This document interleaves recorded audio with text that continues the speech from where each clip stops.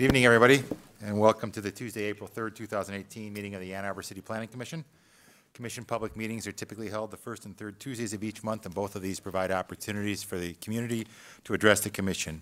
We encourage all persons to participate in public meetings, and anyone requiring special assistance such as sign language, translation services, or other reasonable accommodations should contact the city clerk's office at least 2 business days in advance.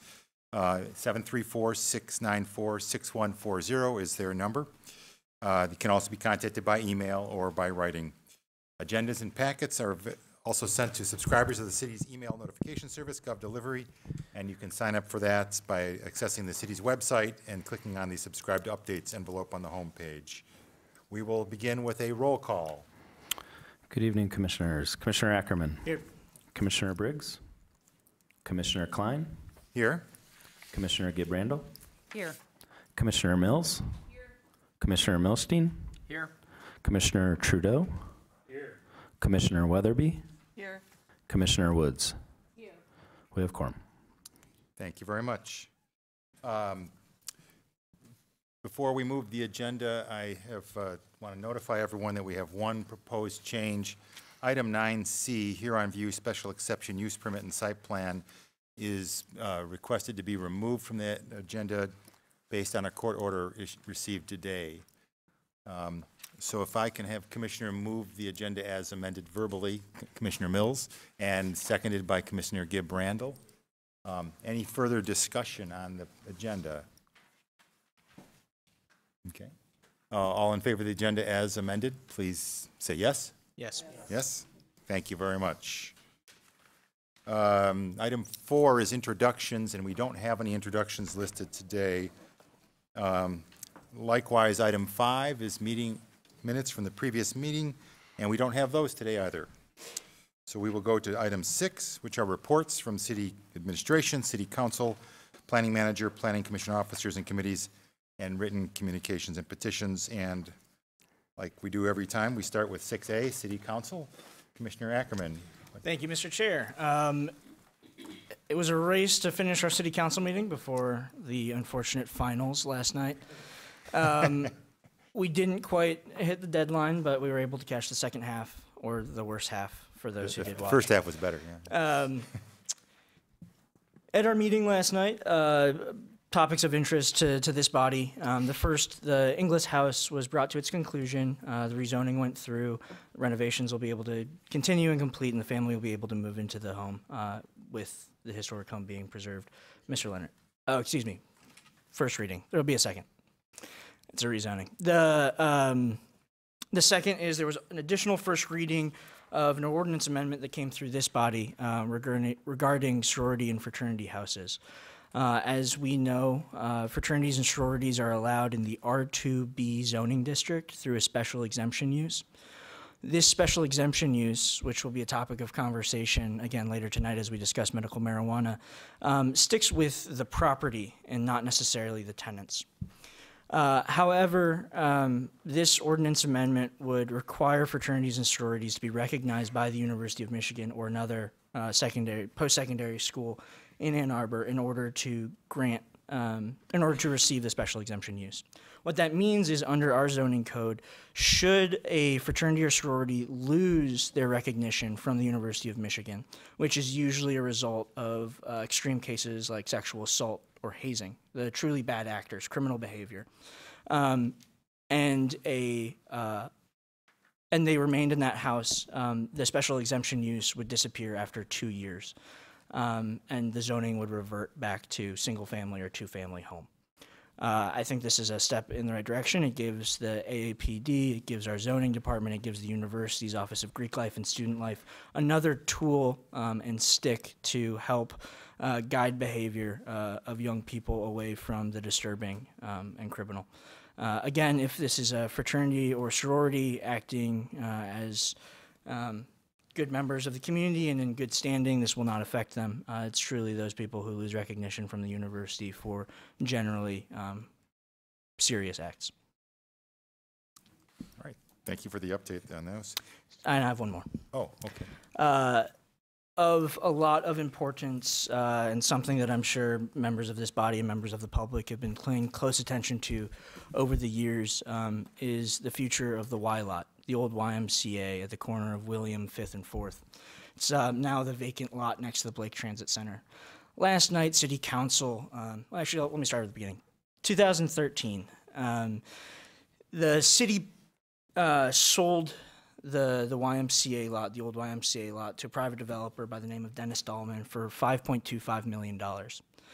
In that contract were certain restrictions to how the land could be used, as well as an agreement that should a development not take serious form by January 1 of 2018, the city would get the right to purchase it back for $4.2 million. The city had an opportunity last night to tender that payment of $4.2 million to Dahlman and secure rights to that property again. It would have required 8 votes, and it failed. The result of this is the city is at serious risk of not being able to purchase this land back. The benefits of having purchased this land back would have been, first and foremost, we sold the land for more than we'd be buying it back, an immediate windfall of $1 million. Since the time in 2013, our economy and our real estate market has strengthened, and the current appraisals for the property are between $7 and $12 million. We would have been able to purchase a $4.2 million, or a piece of land for $4.2 million that is now worth upwards of $12 million. I believe this was in violation of the fiduciary duty of members of council. I think this was short-sighted. But more importantly, this isn't a community of just dollars and cents.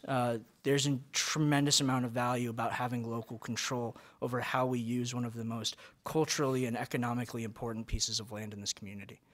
And if we're not able to purchase this back, it will be another piece of downtown land, Zone D1, for a 180-foot building without a terrible amount of community say into what gets built there. There's another chance to tender this payment at the April 16th City Council meeting. I encourage residents who believe that City Council members have a duty fiscally and have a duty to help shape how land is used in our downtown to write their City Council members. This was probably one of I try to be impartial when I update you about City Council meetings. This one stands out as such a violation that I wanted to raise it. And I imagine members of this commission have a particular interest in how the Y lot develops into the future. Absolutely. Thank you for that. I certainly will be writing my council people on that one. Was that the last? That was it. Thank you, Commissioner Ackerman. Updates from Planning Manager, Mr. Leonard. Just briefly, one additional update from council that was of much less discussion is the 10 acres Braun Park off of Chalmers Road. This was a site that was recently annexed into the city from Ann Arbor Township. That rezoning was completed to public land last evening as well. Wonderful, thank you. Any update from Planning Commission officers or committees? Yes, Commissioner Weatherby. For the ZBA, I just wanted to note that the ZBA did approve the 28-space parking variance for Ann Arbor Distilling, which we talked about in July, and that did go through this week, or last week, I guess. Great. Thank you for keeping us informed. Any other commission reporting? Then I will, item 60 is written communications and petitions, and I will remind you, if you need reminding, of the big stack that staff passed out to us just prior to this meeting. Obviously, none of us have had a chance to read all these at this point, but I do encourage you, as we go through the petitions tonight or following up, to of course, read those. Our next item are the notice of public hearings. I think kind of fell off the agenda. No, I see. No, sorry, wrong spot. Yeah, the audience participation. I'm not sure what that is. That's the list of correspondence we received before. Oh, I'm sorry. Yeah. Okay, thank you. The next item is audience participation, item 7. This is an opportunity for members of the audience here to address the commission on any item that is not a public hearing listed under regular business, item 9.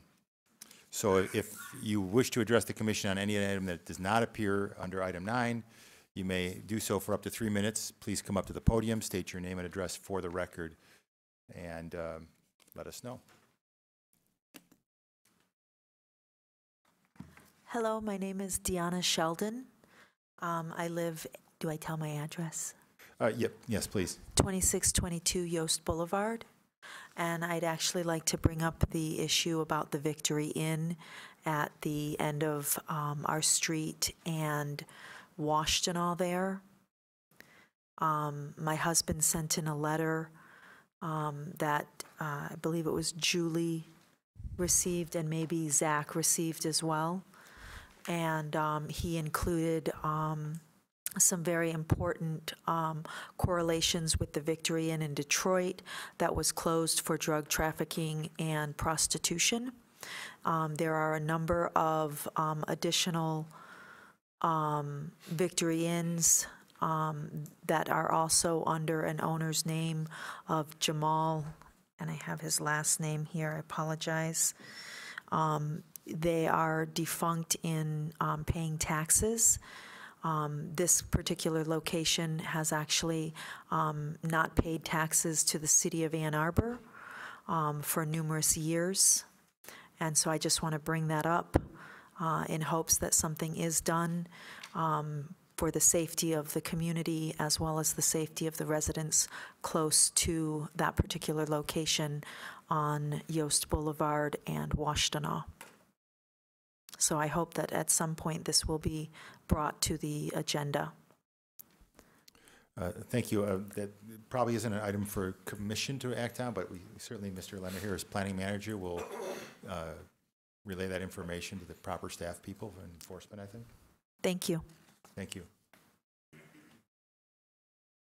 Anyone else like to address the commission at this time in the meeting? Okay, seeing no one else, I'm going to close this item and go on to the next item, which is item 8, public hearing scheduled for the next business meeting. Mr. Leonard, would you like to run through those? Yes, we have 4 hearings scheduled for the next, new petitions for the next hearing. One is 1101 South University, an addition site plan for City Council. This is a proposed design plan for an expansion of the building at 1101 South University. This is the, if you'll recall, when the Collegian North at 1107 South University came through, there was a small parcel that was sort of cut out of the southwest corner. This is that site, now proposing a multi-story addition to the top of the existing building. Second is Game Day Condominium site plan for City Council approval. This is to construct a 4-story, 4-condo, owner-occupied multifamily residential development of 6,800 square feet at 1300 South Main, just across from Michigan Stadium. Next is Bloom City Club special exception use and site plan for City Planning Commission approval. This is a medical marijuana special exception use proposed for 423 Miller Street. And finally, another medical marijuana provisioning center for 1115 Broadway for special exception use and site plan for City Planning Commission approval. Thank you very much. Those to look forward to next time. So that takes us to item 9, which is our regular business for the evening. We have, with the removal of item 9C, I believe we have 1, 2, 3, 4 regular items, and then a review of a Planning Commission schedule. For each item, there will be a staff report, followed by a public hearing, and then commission discussion of each item. If an item is tabled, it will most likely be rescheduled to a future meeting. Sometimes we are able to decide what that meeting will be during this hearing. Oftentimes, it relies on other information provided by either petitioner or staff, and so if you'd like to receive that, you can call Development Services, or you can sign up again for the notifications on the city's planning page at a2gov.org. The first item is 9A, 2050 Commerce Boulevard Site Plan for City Council approval. It's a proposal to construct a 4-story, 267-unit apartment building totaling 327,399 square feet on a 3.8-acre site, zone C2B Business Service District. There will be 298 interior parking spaces, 670 exterior parking spaces in a drop-off area on Commerce Boulevard. We'll start with the staff report. Mr. Chang. Okay, as was previously mentioned, this site is on CTB, which is a district. It is surrounded by CTB zoning to the south and to the west is residential zoning, multifamily, to the north is industrial. This site is located north of Commerce Drive, between South Maple and Boulevard, right behind kind of where the aerial shows his existing 12,000 square foot office / garage building. Vacant is supposed to be demolished project. Proposed site plan, we are proposing access off from Federal Boulevard. That is to the north. It has been vacated, so it's goes up to this point. New curb cut does stop up to this point, which is triangle towing. North, fire access that was brought up does have three means that at least three sides of the building does have access to fire trucks. Fire department has indicated that they can come back along Federal and turn around to the dirt lot coverage. There is this drive leading off from Federal, then go down to Commerce, which there is an existing curb cut there. This will loop towards the entrance. There are two entrances to, there's two wings. Oh, my bad. There are two wings entrances. These are the parking garages, so you can see entrances to the north and to the south. They're also proposing an additional curb cut off from Pennsylvania. This little strip here has been vacated in 1999. Again, there will be variances that are required for this. Two variances, one because the intersection of Pennsylvania and Commerce, it needs to be, I believe, 15 feet away from an intersection, so that will need a variance from the Zoning Board of Appeals. And due to the frontage of the site, it's allowed 2 curb cuts maximum. They're proposing 3, so it will require a couple of variances. The blue shaded outlines, that is the underground stormwater detention. This site does meet 100-year stormwater detention. Because of the soils, it does not meet infiltration, but they have over-detained for the site in these underground storage tanks. This is the landscape plan. As you can see with the shaded green circles, the one on site is a 19-inch black walnut that will be removed. They have submitted alternatives analysis that were accepted to our landscape reviewer. That will be removed. The 2 trees to the north are off-site, but a portion of their critical root zones will be impacted. They're not to be disturbed, but the petitioner has proposed mitigation for all 3 trees, and that is located essentially around the building entrance. There also is, because there is residential to the west, there is a conflicting land use buffer along the west property line to screen this site from the adjacent multifamily residential. You can also see that there's a courtyard proposed as part of this proposal, and we'll get through that when we go through the building plan layout. Here you can see some of the elevations of the site. This is the east elevation, which can be shown a little bit on the, I believe, the north elevation. You can see where the site, the grading is going downwards. There is a drop-off that's going from the west to the east. Again, more elevations of what the site's going to look like from Commerce and from the west elevation that will be seen from the residential neighborhood. So this is going to be the below grade. So as you're coming off from Federal Boulevard, there will be parking below grade, and you can see the parking spaces there. I will state that this site is got 365 parking spaces. They're only required to have 1 space per unit, which is at 267, but per code, as long as you're got leveled parking and not increasing impervious surface, you can exceed the parking. So they're at 1.3 spaces per unit as opposed to 1 space per unit. So you can see this is below grade. As we move up, as you're coming off, you will see that there are units above where there is parking off of that Federal Boulevard. There's also a bicycle parking room. I believe there's 170 bicycle parking spaces that are enclosed. There are additional spaces that are off from Commerce Boulevard, hoop spaces, and towards the building entrance. Again, as we're moving up, you're starting to see that you're getting access off from Pennsylvania. There's also that strip that also has surface parking, and it's moving up to parking. More units are being added, and there is a courtyard in the middle that will be over parking. So there was parking below. Again, you're starting to see this as it's being tiered, additional units, and you'll also see more parking spaces that a ramp is leading up to off from Pennsylvania. I should state, I can look also on that side where there's 31 parking spaces that are to be deferred. Again, it's a little washed out, but as you can see, then you've got in this level more residential units. Again, more residential units above. And then finally, you've just got some residential units on the west side of the site. The petitioner did submit, because of the elevations on site, height calculations showing that it was meeting the 4 stories, no more than 55 feet in height. Here you can see this is the existing curb cut off of Pennsylvania that was vacated, I think, around 2000. That's going to be utilized as some of that surface parking spacing, deferred parking, and then going up.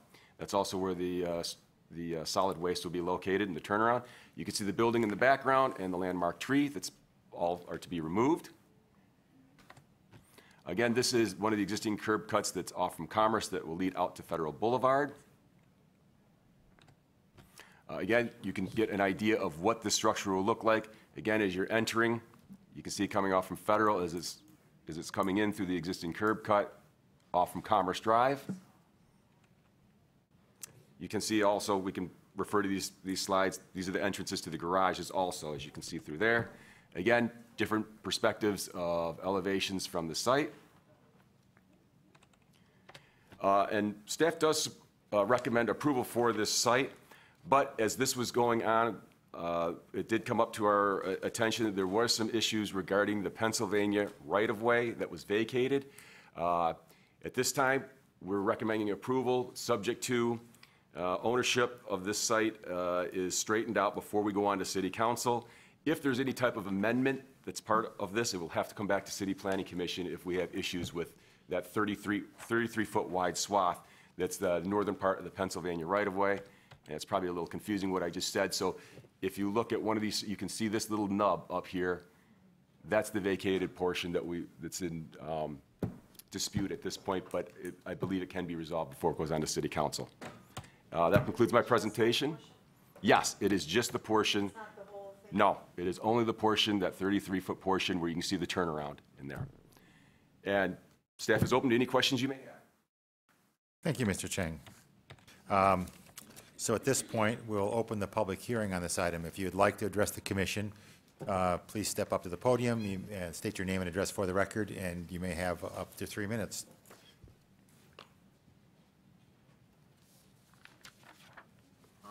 My name is Mark Friedman. I'm at 1215 South Maple. I have a question regarding the construction of the building itself. I wondered what days, if this is going to be approved, which I'm assuming it probably will. I'm wondering when construction will take place. You know, how long it will take, and what time of the day it's going to take place. And if it's going to be 5 days a week or 7 days a week, or what's involved. We'll put that question to the petitioner after the public hearing portion is over. Okay. Was that it? Yeah, right You have time left? Can I take up the other 2 minutes? That's okay, you don't have to. Thank you.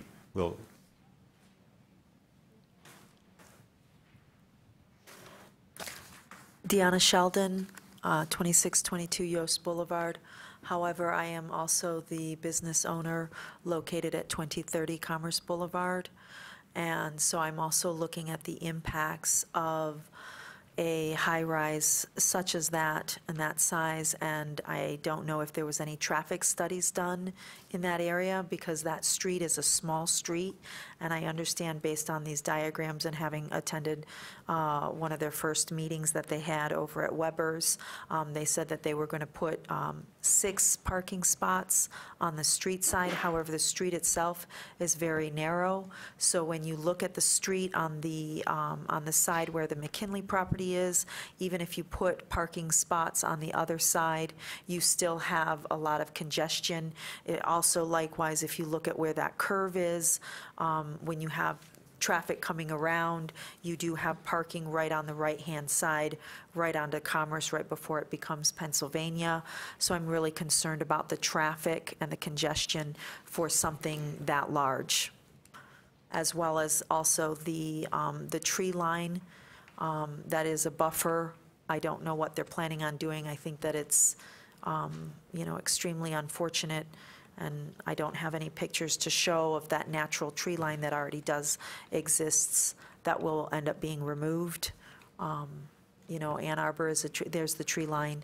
Ann Arbor is a city of trees, and so I am questioning the location of the surface parking that's there, if there was some way that they could, reconfigure that so that you're not losing some of the natural beauty in that neighborhood.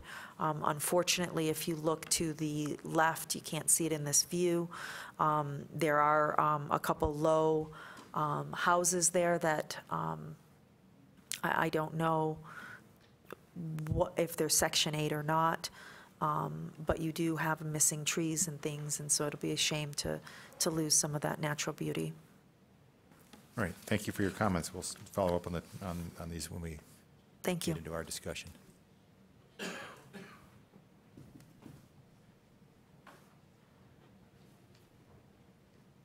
Anyone else like to address the commission on this item?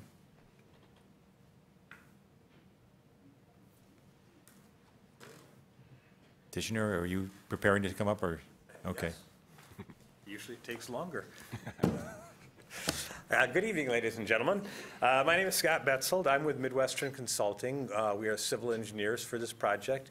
And with me tonight is Brad Moore, who's a local architect assisting in this project as well. We're here to answer any questions that you may have this evening. Chris has summarized the nuts and bolts of the project very well, so I won't go back through all of the minutia and the particulars. But in general, I think this is a great project for the west side of Ann Arbor. We're redeveloping a site that's aging and, quite frankly, kind of become a dead zone on the street. And it's going to definitely spruce up the neighborhood with the new building. But more importantly, we're bringing density to a part of the city that can handle the density. This area of Ann Arbor has lots of businesses. It's walkable. There's utilities in place that are already there. The road system is already there. We're not taking a green site out of circulation to do this. So, I mean, that is very good. And it's also well served by mass transit. So this is really good for the local businesses nearby, and it's good for the tax base as well. I really can't imagine why this commission wouldn't find this a favorable addition to the city, considering all of the facts. And we're here to answer any questions you have regarding the building or the site. Thank you. Thank you. Just to respond to a couple of the questions brought up by the people who spoke earlier, we have arranged the site slightly differently than the original conception. That is to say, we're no longer proposing parking along Commerce. We have a turnout to accommodate a moving van pulling in off the street, so the street would not be reduced in width when that loading zone was in use. So we no longer have proposed parking along Commerce on our side. We have a conflicting land use buffer across our entire western property line, so that will be heavily treed with trees and other shrubbery and bushes that Midwestern has come up with a landscaping plan for. And we've intentionally held our entrance off of Commerce on the east side of the site to permit the existing vegetation between us and the adjacent building to remain. It's fairly mature vegetation. We'll probably fill in some understory vegetation. But our intent is to preserve the vegetation that's there between us and the neighboring building. Is that our building? The yoga studio? Yes, Yeah. correct. Okay. And I'd like to point out that this is probably one of the first really transit-oriented apartment projects in Ann Arbor, because the ATA now has a route that comes down Pennsylvania, and there's a bus stop, public bus stop right across the street. So we literally are on a bus stop. Do you have any other questions? Here to answer them. All right. Thank you very much, Mr. Moore. And when you wish to discuss, if you have to discuss the vacated right-of-way, we're willing to discuss that with you, too. Okay. Anyone else like to address the commission? If you would like to address the commission, please come up to the... So the format for that is if you would like to come up to the podium, identify yourself and put the question forward. What we'll probably do is follow up with the petitioner during our discussion, unless it's very straightforward. Gurney, 914 Lincoln. I'm just curious about what the rent will be for this apartment, whether there's affordable housing included. Okay.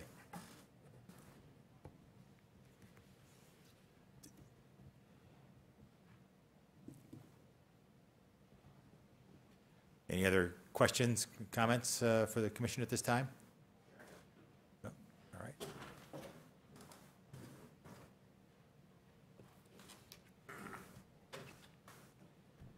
My name's Dave Warsaw. I live at 1206 Blue Stem Lane. All the buildings around there are two-story. I don't think there's any four-story apartments or townhouses around there. And I'm kind of new to the area, but I've been coming here for a few years, about 10 years, 15 years. And it just seems like if everything's two-story, and I've walked that entire lot a few times. I walk my dog all the time. We live right behind there, my friend and I. But seems like a lot of houses in that little area to me. I used to have 4 acres myself for just me and my dog, and 267 apartments. I don't see any other 4-story buildings in the whole area. None. It's a lot of density to add. That's all. I'm moving to Brazil, by the way, so it's not going to impact me. Thank you. I think the weather's nicer in Brazil, by the way. My name is Kathy Wilkinson, and I live at 1026 Blue Stem Lane. I still will be living there even when he goes to Brazil. And so I have had the wonderful opportunity to live in that area for 18 years. And it is a beautiful area. We walk the dogs 2-3 times a day. And it gets a little dangerous there even when we're just walking and there's not 287 people, extra parking spaces living there. And so that's my concern. I've seen people, they travel that bend a little too fast, and I've seen people almost getting hit at several times from the apartment complex. So I'm afraid with this new complex that it's just going to add way too many people for us. And I also, living in that townhome, I'm afraid that building will dwarf us and look into our buildings, and that bothers me too. So, thank you. Okay, thank you. Has a traffic study been done? We'll get to that in a second. Okay. Anyone else like to address the commission on this item at the public hearing? Okay. Seeing no one else coming forward, I'm going to close the public hearing and we'll begin commission discussion. We start with a motion. The motion reads as follows.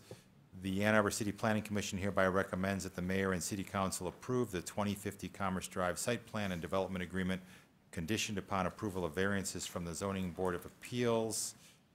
And I'm wondering if we need to add language into this motion on the property issue. And I'm going to say, and resolution of the, where is it, of the property ownership in question.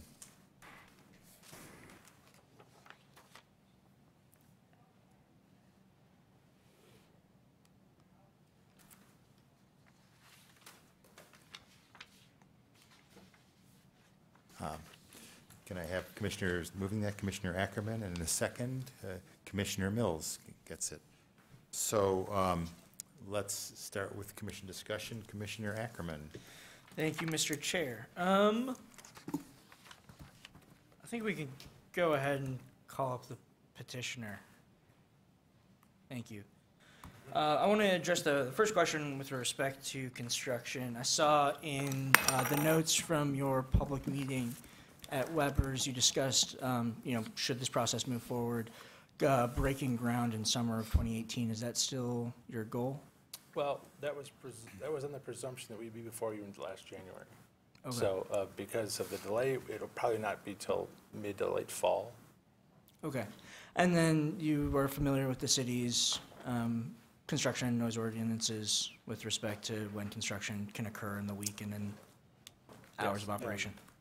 My experience is that the crews are allowed to show up at 7 on the site, but they can't actually start hammering nails or making noise until 7:30. 6 days a week, I believe. Most of the construction activity will happen during the 5-day normal work week. There's always a few trades that show up on the Saturdays, but it's never as busy on the weekend as it is on the weekday. Considering that you won't be breaking ground until the fall, do you have a project management plan around football Saturdays? Not that I know of, but I'll check with my clients. Okay. I would recommend it. Okay. It gets busy over there. With respect to traffic, a traffic impact study was done. The staff report notes that vehicular impact is minimal, and I'm wondering if we could jump into the numbers a little bit more. Scott, do you have those in front of you? Yeah. In summary, as you said, it was observed and reviewed and approved that there's no significant impacts on the two nearest intersections, those being Maple and Pennsylvania and Stadium and Federal. It was also noted that the city may want to investigate an active pedestrian crossing at Maple and Pennsylvania, although there was only 4 pedestrians observed using that intersection at the time. It's anticipated there might be more in the future with this development taking place. The modal split is that about 60% of the vehicle trips will be exiting towards Stadium and about 40% going to Maple. Capacity analysis of the two intersections in the two biggest intersections in question. Basically, there's about 8 movements studied at each intersection. You know, northbound this, southbound that, left, right, and everything like that. Of the 32 possible movements, there were 2 that degraded from the current level of service, but they didn't degrade to a point where they're considered to need remediation. For instance, they degraded from a B level to a C level. So it really wasn't a very big impact at all. In numbers, basically, Maple Road experiences, depending on where you're at which intersection, north or south of the intersection, you can basically kind of generalize it as Maple has about 5,500 vehicle trips per day on it. Stadium, in the same, like depending if you're looking north or south of Liberty or Pauline and everything, you can generalize Stadium as being 9,000 to 11,500 trips per day.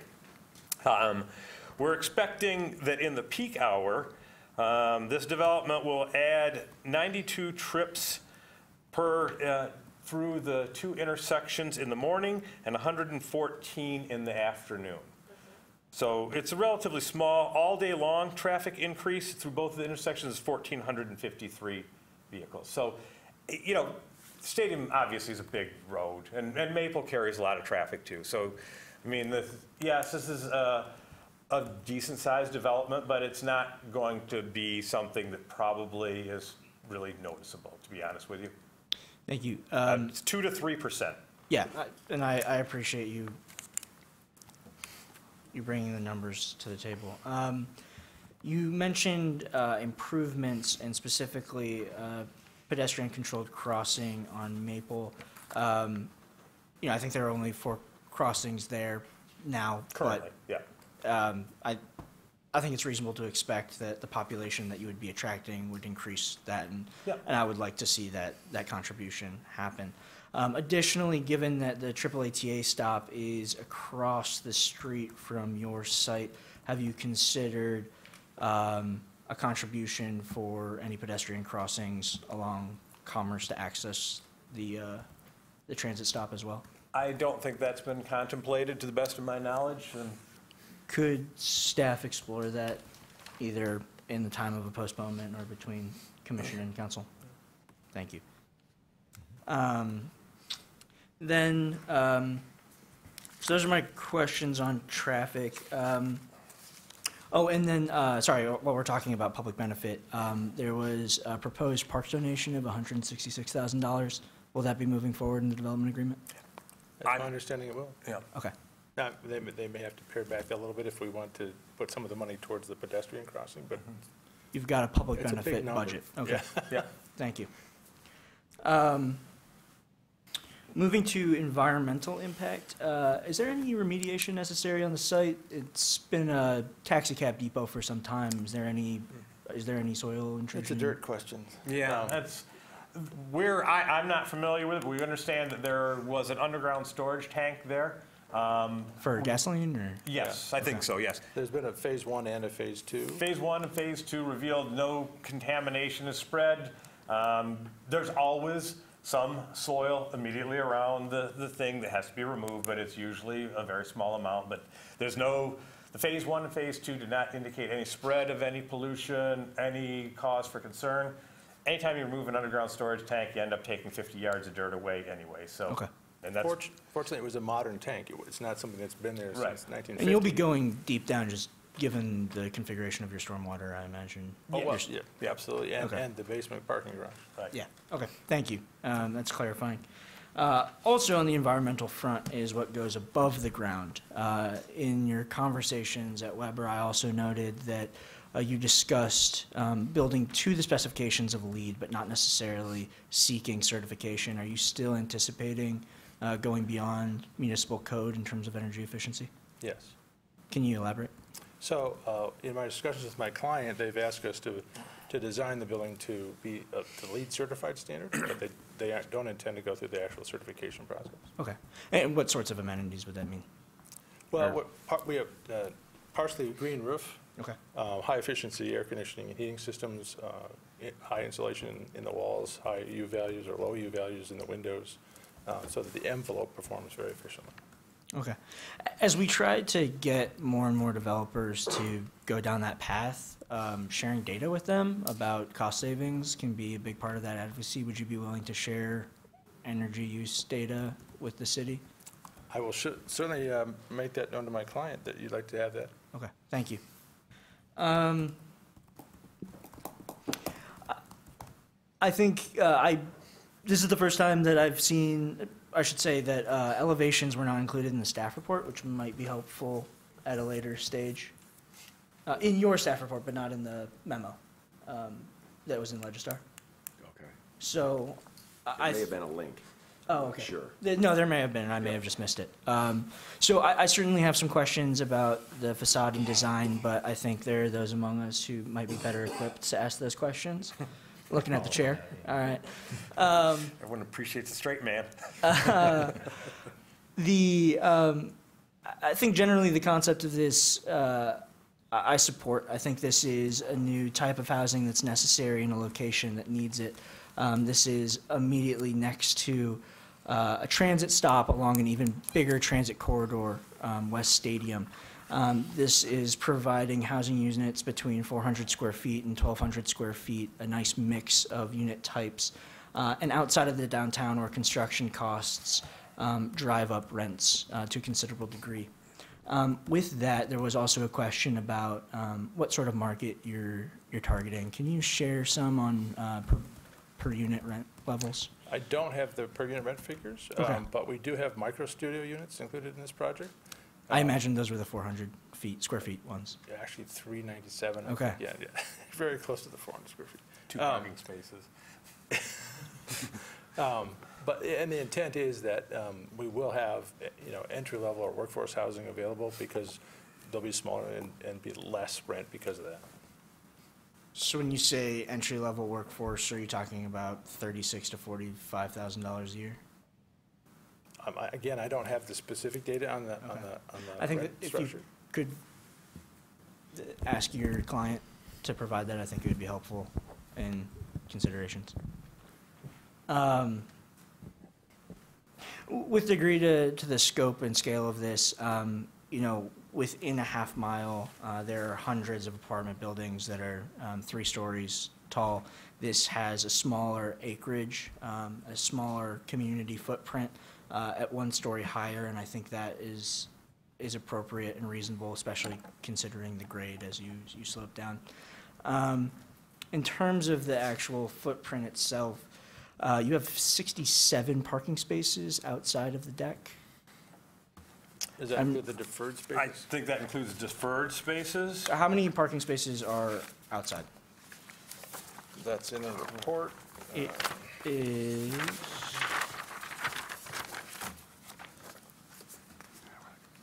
Yeah, 67 exterior, yeah. and I believe we have 31 of those is are 31 deferred.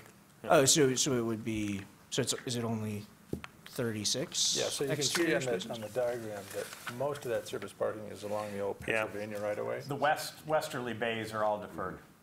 These right here, along the conflicting land use buffer. They're not going to be constructed this time, and they'll only be constructed if there's a shortage of needed spaces, so. So that would continue to be green space likely until there's a chance you'd need to expand? I have a feeling parking demand will only decrease. We believe so too. Yeah, okay. Good, and I appreciate that you're taking away the 19-foot parking spaces instead of the 15-foot parking spaces. So even less impervious surface.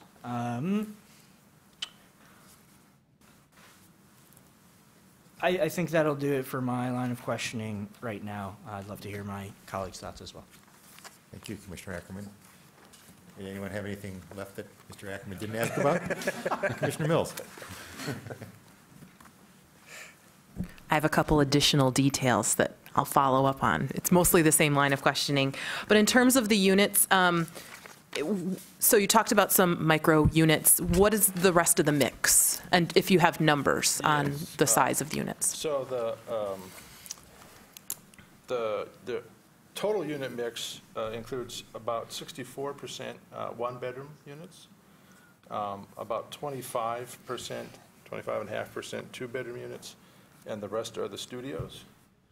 So we have almost 11% of the studios. Very good, thank you. So that was the one small detail. If you could go to a view of the parking garage, I'm curious how you get from the parking garage into the apartments. From which level? That's among it. If you could talk me through that, how you get inside. Yeah, so the project steps up the hill along with its topography. So how you gain entry to the building varies by the level. So at the very lowest level,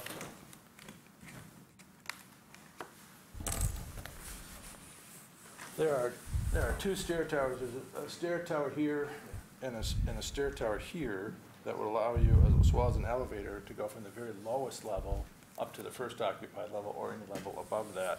So there's a internal ramp here that allows you to get from the very lowest entry level to the mid-level below-grade parking deck here.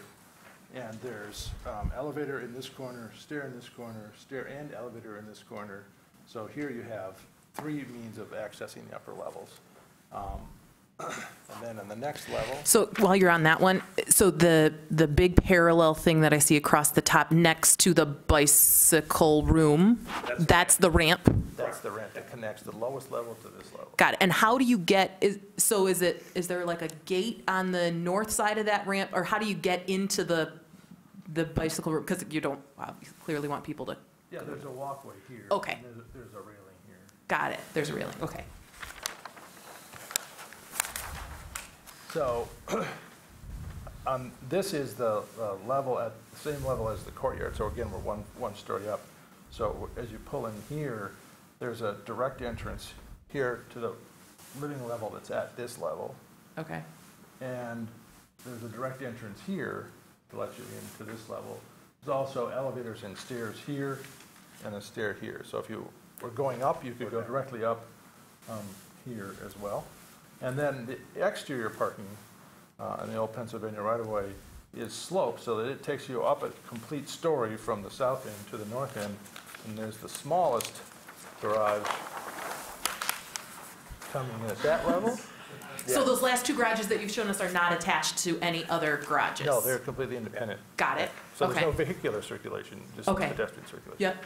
So then, again, from this level, you could go directly into the residential levels, here and here, or use the stairs or elevator.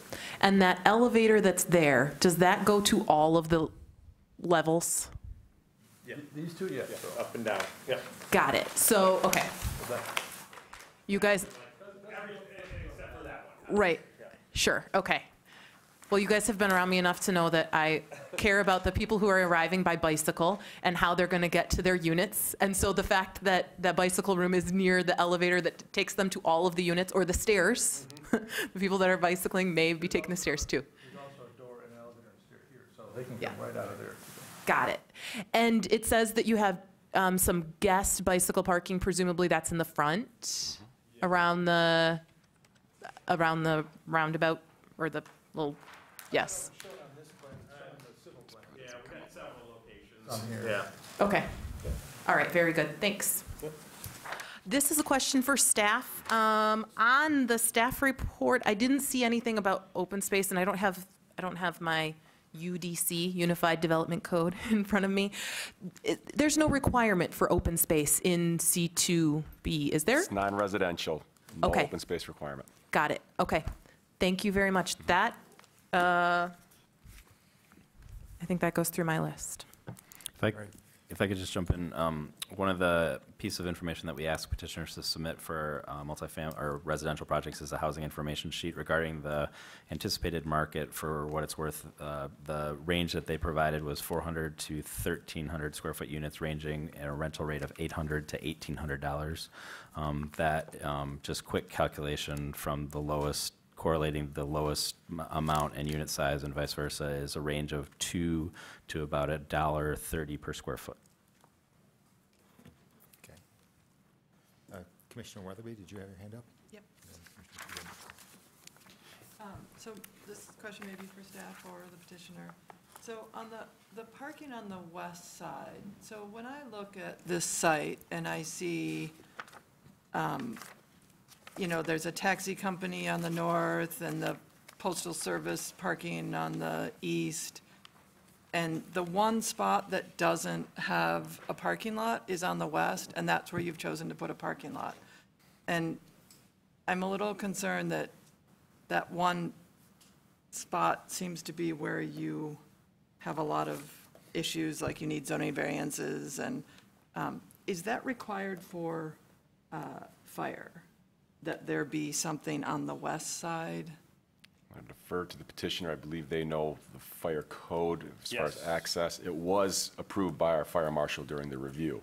We need a 26-foot wide aisle at a minimum to service like a heavy, the hook and ladder, basically, apparatus on that side. So we incorporated parking because we're going to have it there anyway. So we have, as we noted before, we have deferred the parking on the west side that impacts the residents that are on that side of the property. But we need access to the building all around. So. And does that require that it be paved and?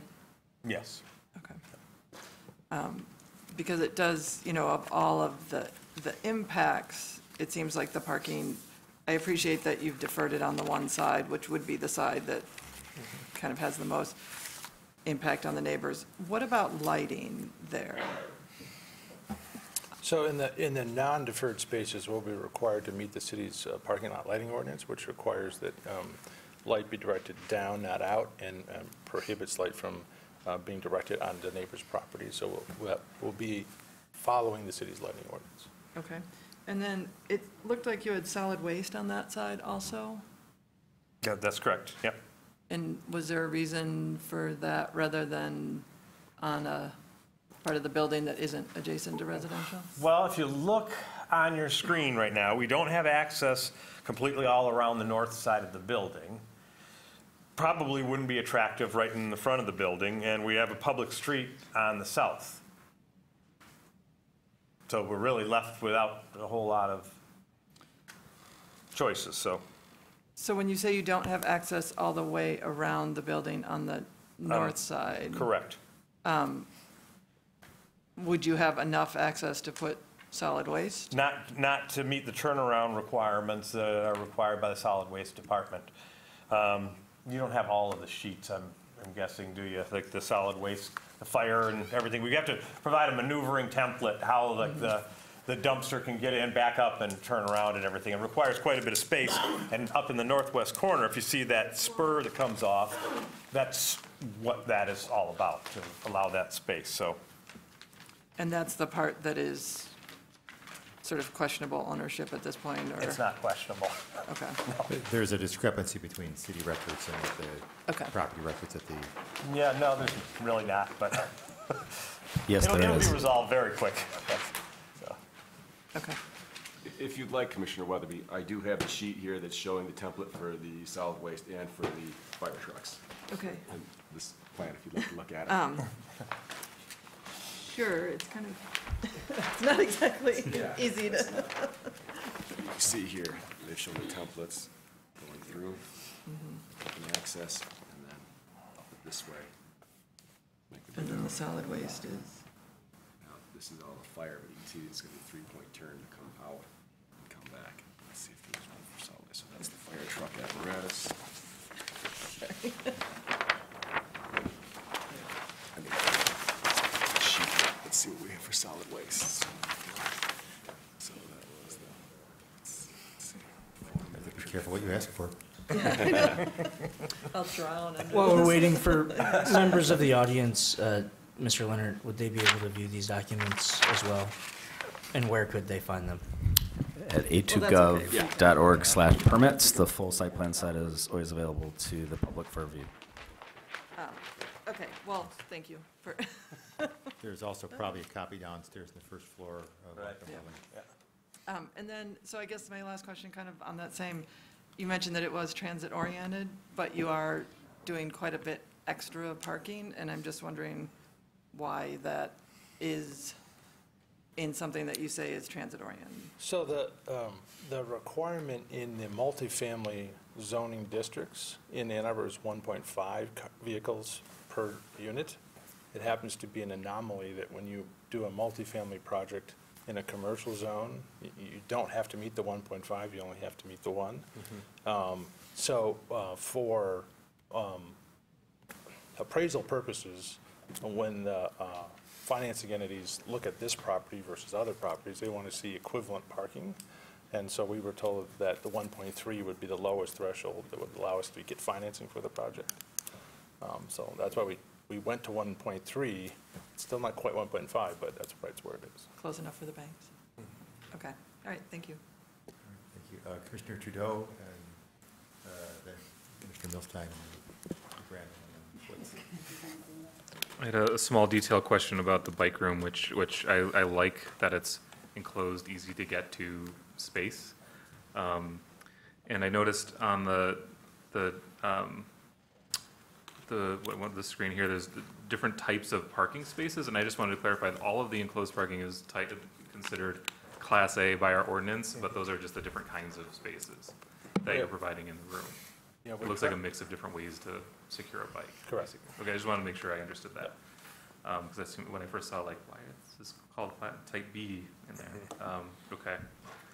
I saw some discussion in the packet about the possibility of putting some kind of barrier or fence along the west side to prevent people from crossing through. I don't know if that's something that's in your plan. It's actually in the plan. It is in the It's plan? actually, it's a 6-foot-high board-on-board fence, Okay. so.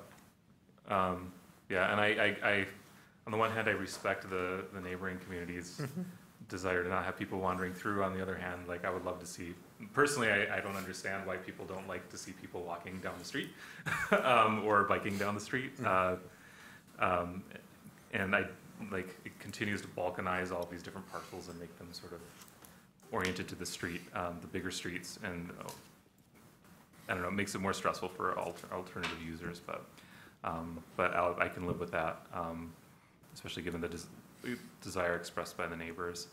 Another detail on the trash is how far away is the dumpster area from the adjacent property line, the adjacent residential property line? 15 feet? Okay. Yeah, it's not ideal. It's behind that 6-foot-high fence. Right, and so And it's- also it's a 6-foot-high masonry surround enclosing the dumpster. So you've got the dumpster enclosed, and then you've got a fence behind that, and then you've got Right. 15 feet of Right. open space. So you can still see it from the windows. So that answered that question. And then I had some other questions about potential strategies for calming traffic. I think, I don't want to get into the weeds on that right now. But I will say, just in support, I love that you're going above and beyond on the energy efficiency, even if you're not seeking certification, really. Taking that seriously is really great to see. Seeing this kind of density right on transit, I think, is great to see. If we could avoid trying to build a lot of housing in the city, and that doesn't mean that people are just going to disappear. It means they're going to move further away, and they're going to get in their cars, and they're going to drive into the city, and we're still going to have traffic problems. So it's never a perfect choice. And so I'm happy to see this scale of development. I think it's incremental for the area. There are 3-story apartments across the street, and a bunch of them around. And so this is 1 story higher. It's not a dramatic change. So I appreciate that as well. Just a point of clarification, Commissioner Trudeau. Yeah.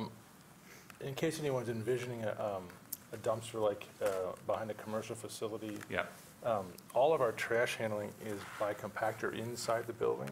So this is not an open container for refuse. So all the compaction happens here, and the compacted container is taken out and it's just staged here for pickup. So this is not the kind of thing where you see stuff blowing around and rolling out from the dumpster. Yes, it's not like a traditional commercial steel dumpster, but it comes out for pickup and then it goes back. Right. Okay.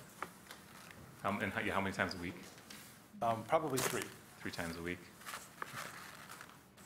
Great, thank you. Thank you, Commissioner. Commissioner Gibrando, I think you were next on the list.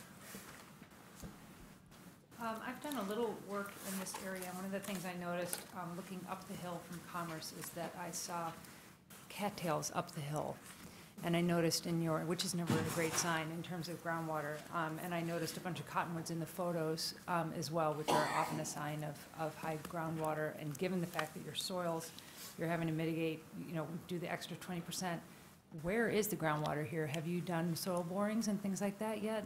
I'm just wondering I generally support the project. I'm just kind of curious about your underground parking and your underground stormwater detention, if there could be high groundwater in this area. So there were some borings done for the environmental work, and we didn't find any a groundwater table. The issue is that the soils are so impermeable, wherever there's a bowl, it tends to sit. So it's not that there's a high groundwater table, it's very high. It just happens to be that there are areas of the current site which are cupped, and because of the heavy clays, the water tends.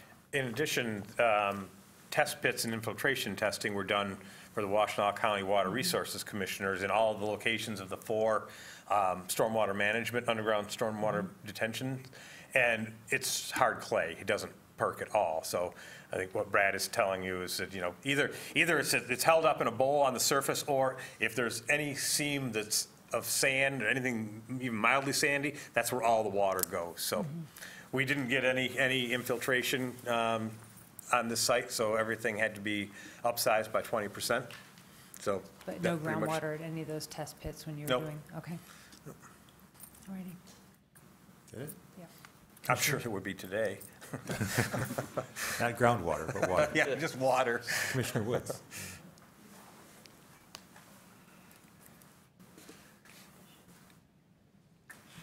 I just had a question concerning pedestrian traffic and how, whether or not, I'm looking at an aerial view right here, which is at this point possibly the best way to see it. It's this one, are we able to pull that up for everybody to see? Yeah.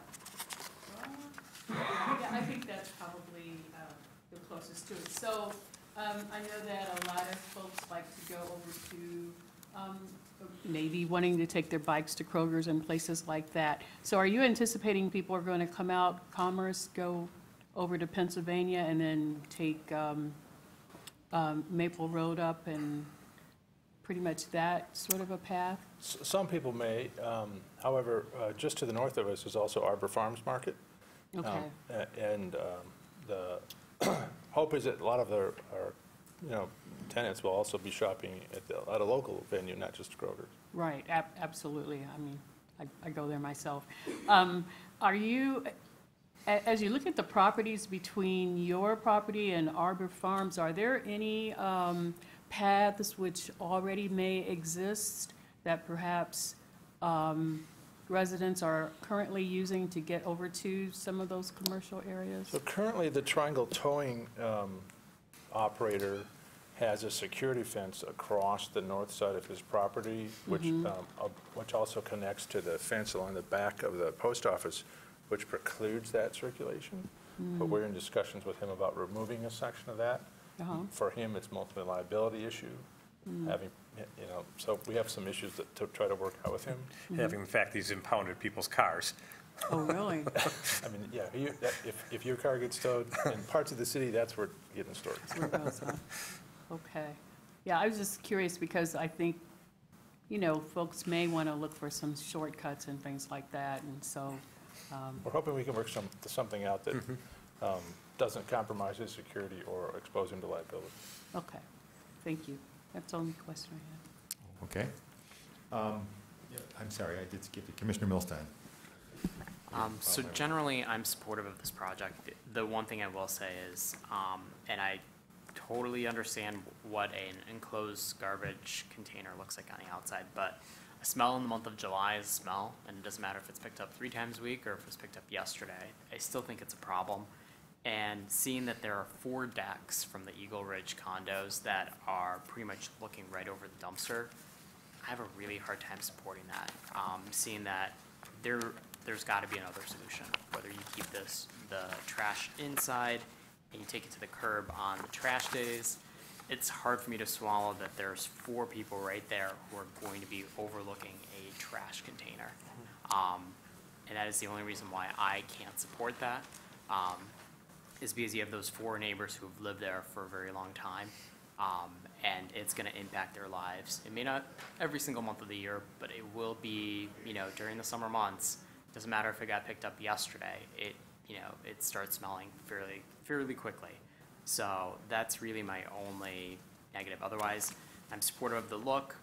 I think it's great for the neighborhood. But because of that, that's the only reason why I can't support this tonight. Is there any response you'd like to offer to that? Or? I would certainly be willing to have a discussion with the owner about the operational aspect of moving the trash, so it only gets moved out the day of pickup and it doesn't sit there a day longer than it needs to. I'd certainly take that concern to him. Yeah, I think that would have to be something that might be amended into the development agreement for it to have meaning. We'll certainly suggest that to him, and hopefully that would be in there before it goes to council. So, since you're who is the developer of the project? I noticed their address is out of Chicago. Yeah, it's an outfit out of Chicago, JDI. Okay. And then is your firm, Mr. Moore, are you the architect of record or are you the local architect? So we're co-architects with HLR. We're splitting responsibility on all aspects from construction documents, design, construction administration. So you both are responsible then at the end of the day in terms of liability for the project. Is that what you're, okay.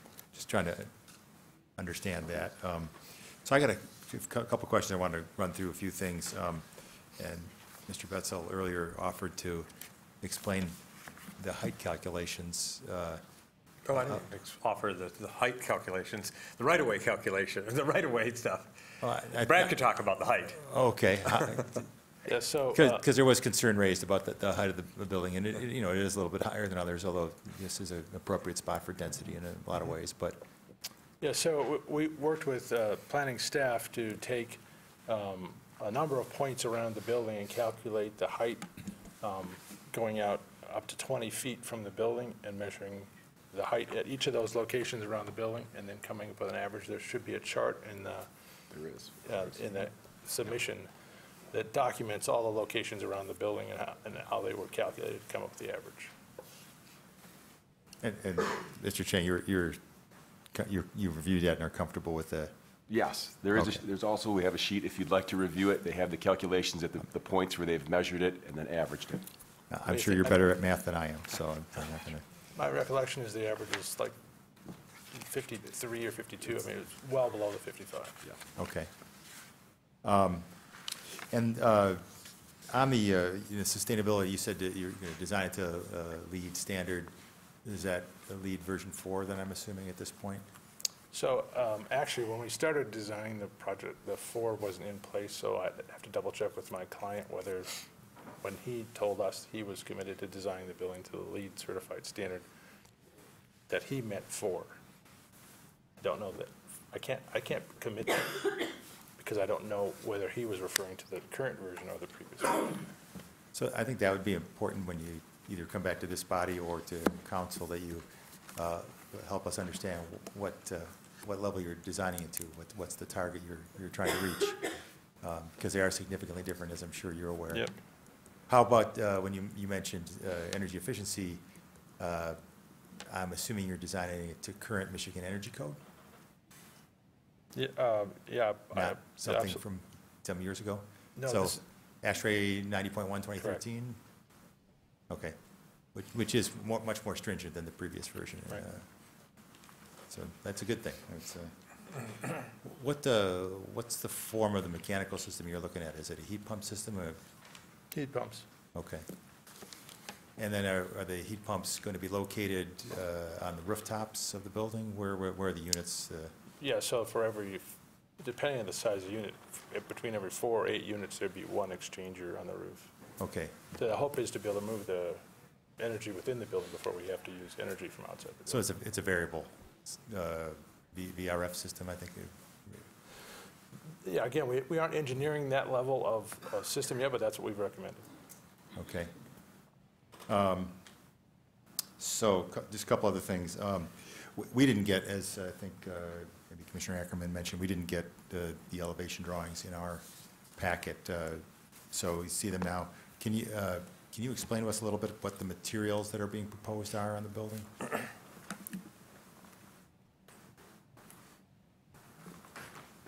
So there's a key, probably very small if you've got them on a computer screen up here, which are synced back to the different locations on the building. So we have cementitious siding, and we have horizontal rib metal siding. The railings at the decks are painted steel, and the windows will be a vinyl-clad window. And then at the areas around the courtyard and at the common amenities, we have a storefront system. So the dark brown that you see here is the ribbed metal. Okay. And most of the other areas are the cementitious siding, like a hardy plank type of product? Lucia, hardy. Okay.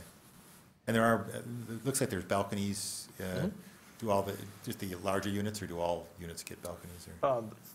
There are some studios that don't have balconies, but there's at least 60% of the units do have balconies.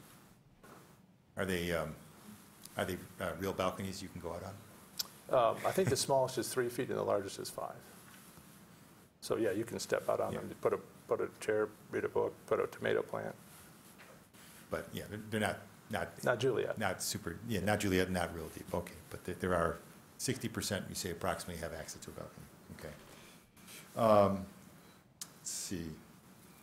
The other question, that may have been it for my, and I think it's a matter of code issues. How many accessible units are you providing? We would meet the code, 2% of the 267, so 6. The building, obviously, with elevators and things, I assume is accessible, so that's it, you have some flexibility in terms of where you put them, the types of units you offer, like code would require. I mean, they'll all be type B dwelling units. which under the old standard was adaptable, so everybody will be able to get into every unit in a wheelchair.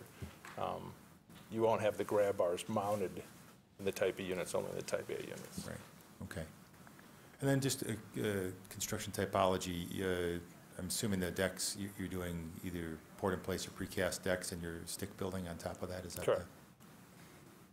Okay. And you'd mentioned thinking of starting construction this fall is the idea, and Yeah, certainly the hope is to get the utility work and foundation work in before we get severe winter weather. So we would be looking for a foundation permit issue first and then the vertical building after that. And what's the anticipated construction duration? 18 months.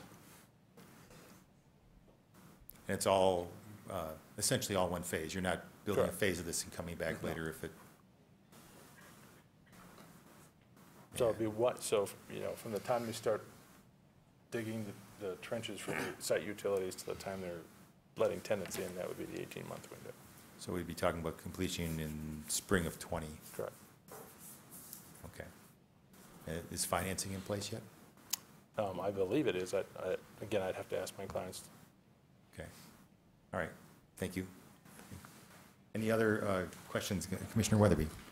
Just that reminds me, because I live surrounded by a lot of construction right now, construction trucks, what is the requirement from the city? And like, will there be a lot of construction trucks on Commerce there? How will that, like, is there room on your site to have? For like, staging. For staging, and because that seems to be more of an, maybe I'm just more aware of it, but it seems to be quite an issue where there's a lot of staging along the city streets.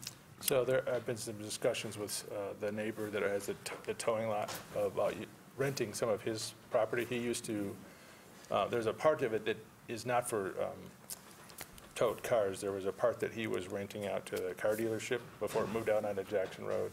So our discussions with him have been about renting that part that is no longer parked with new cars to do our staging. Because that would be, I know that can be quite an inconvenience for the neighbors to have lots of construction trucks along that. And that does get pretty busy there at times, so that would be great if you could swing that. Commissioner Gibrandal and then Commissioner Woods. Sorry. One other quick thing on the dumpster area, and that is, I'm just noticing a gap of, you probably aren't required the conflicting land use buffer between the dumpster and the neighbor, but you're required it between the parking lot and the neighbors. And I'm just wondering if, there's the fence, and the smell hopefully can be managed through pickup, timing, all that sort of thing. But it'd be really nice, following what Commissioner Milstein was commenting on their back decks, a few trees that you feel like could sort of spread over that so that they, when they're out on their decks in the spring, summer, fall, that there's some sort of mitigating kind of leafy something, because they're up, that whole hillside is coming down rather steeply there, so they're really gonna be kind of perched over that. So it's not a huge area, but I think it could make a big difference for the people that are right off of that zone. We'll add some trees. We noticed that this evening when we were just talking about it. I'm not quite sure why there wasn't any trees behind there, but there certainly can be. So we'll do that between here and City Council. Good suggestion. When you're looking at that, make sure you're picking species that aren't going to conflict with any pickup operations. Okay. Commissioner Woods. Just a question about whether or not all of your bedrooms will have windows. Yes. They will? Absolutely. Okay, good. Good question. Usually I remember that one, but. Any other discussion, commissioners? Okay, it sounds like we're ready for a vote. Nobody mentioned about kids and the school bus pickup that comes on Maple Road, as well as the fact that the Pennsylvania Boulevard does not have a light. And so if you have a bunch of traffic, it's the same light issue that happens down on Federal Way onto Stadium with the left and the right turn. You don't have any light, and the bus stops just beyond the intersection of Pennsylvania Boulevard. But it's also a safety issue for kids. And I don't know in terms of what they're looking for with families. Thank you for bringing that up. Mr. Chang, was it looked at all with the? I can only respond through the traffic response, and I can tell you the amount is $22,500. I just got that from the traffic engineer. That will be for mitigation to the Pennsylvania Maple to improve the pedestrian crossings over there. But I don't believe there's anything that's going out towards Stadium. So that will be part of the draft development agreement. Okay, to address that going to council. All right. Thank you. I didn't see any other questions. All in favor of the petition as read tonight with the amendment in it, please raise your right hand and say yes. Yes. Yes. All opposed? One. I believe that passes. Thank you very much.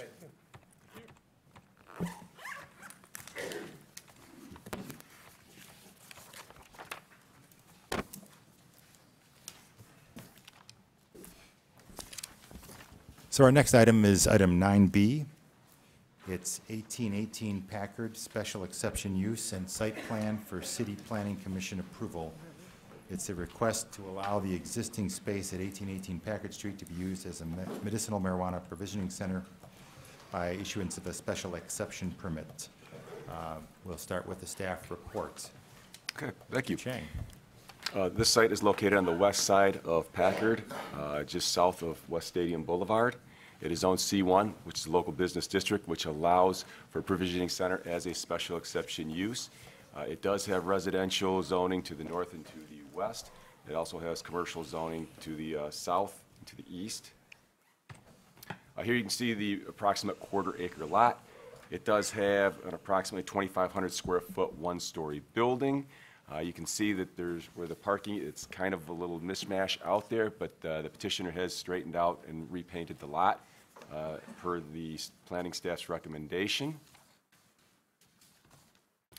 Here you can see the map, how clear it is. I'll point to it on here. So it is outside the boundaries of a school or another provisioning center, and it is located in the proper zoning district.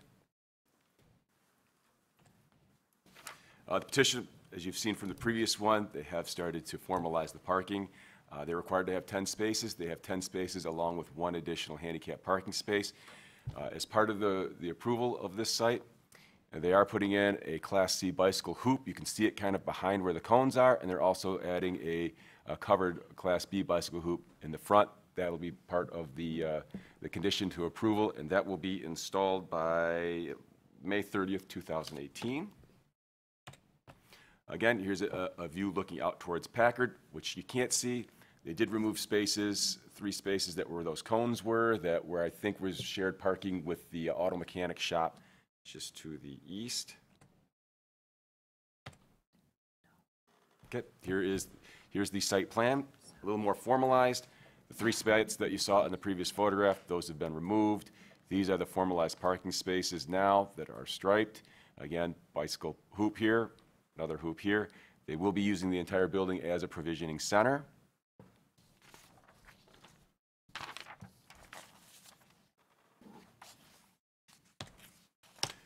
And staff recommends approval of this petition, and I'm available for any questions you may have. Thank you very much. So we will now have a public hearing on this item. If you'd like to address the commission on item 9B, please come up to the podium, state your name and address for the record.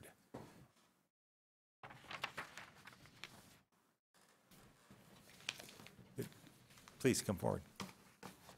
Thank you. My name's David Fisher. I live at 1125 Martin Place. There's been marijuana sold there for years. Why is this changing? Is that illegally being sold? Who wants to address this one? When the state of Michigan first promulgated rules for medical marijuana, it was based on a caregiver and patient relationship. Both the city by local ordinance and right.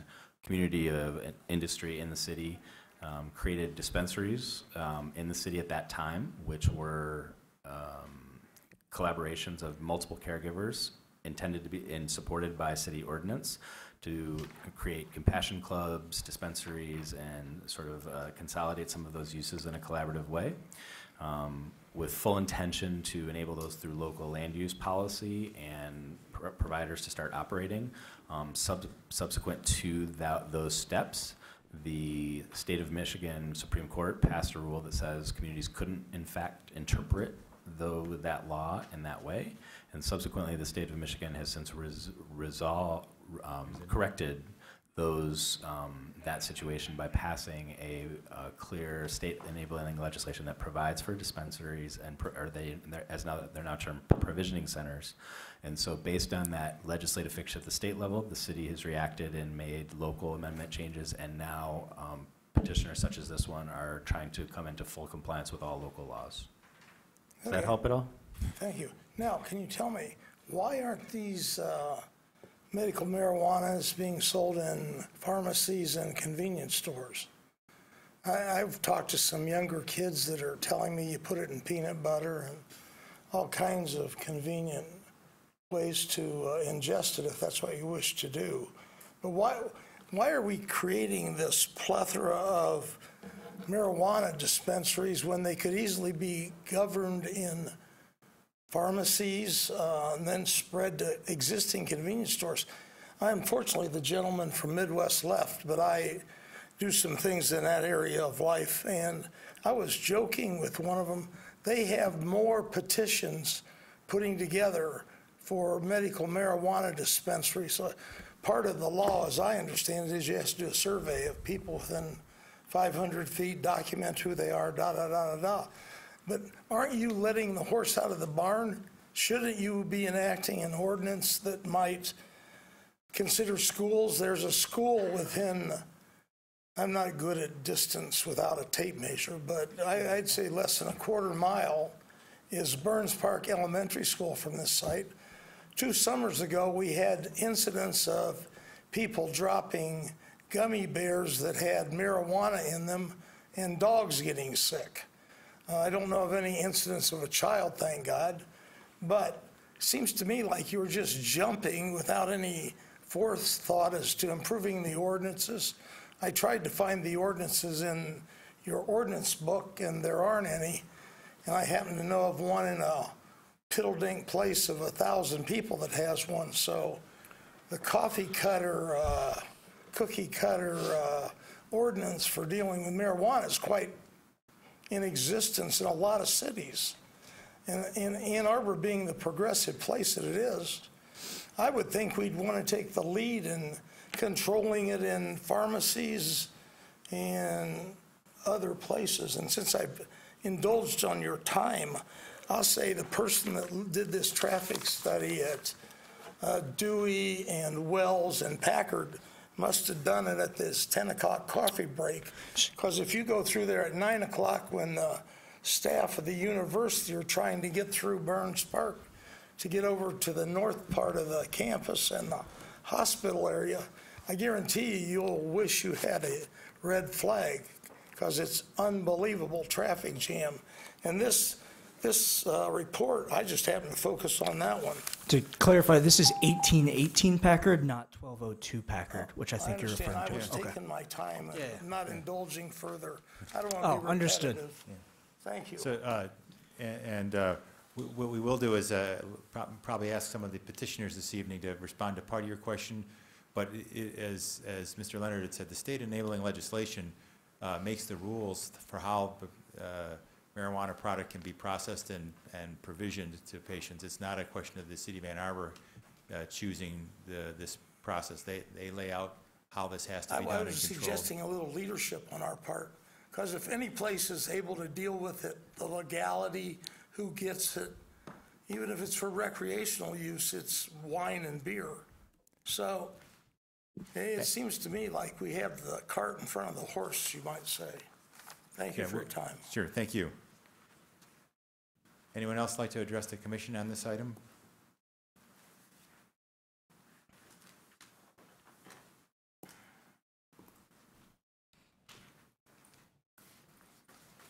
Hello, my name is Peggy Burt. I actually live at her home address, 7500 West Ellsworth Road. but my husband and I have owned a property on South Boulevard, which is the dead end side of South Boulevard, which is on that side of Packard where this 1818 Packard is, since 1976. We have had renters in our home. Now we have our daughter and granddaughter living in that home. I just have a couple of questions because I've lived there and I've been there. Except that I'm not for it anyway, but talking about the parking spaces allowed, I know that there is a auto business that is also on that corner. I, of course, have frequented the street often because of my daughter and granddaughter living there now. I don't know whether it is this proposed the marijuana place or whether it's the auto place, but many parking spots on the street are taken up. I don't see how that has 15 parking places, and I'm wondering if they know how it's supposed to shake out for the auto place to have so many and the medical marijuana place to have so many. Also, a question is trash cans and how you get something to come in and pick things up from that place.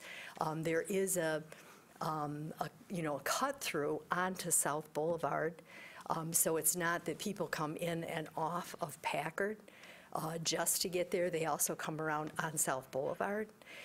I actually, one time we were going to do some moving of some furniture, and I actually asked a woman as she got out of her car right by our house there, and I asked her if she could please move because we were moving that particular day, if she could move to somewhere else. And I asked her why she was parking there, and she said it was because she was employed by the medical marijuana place.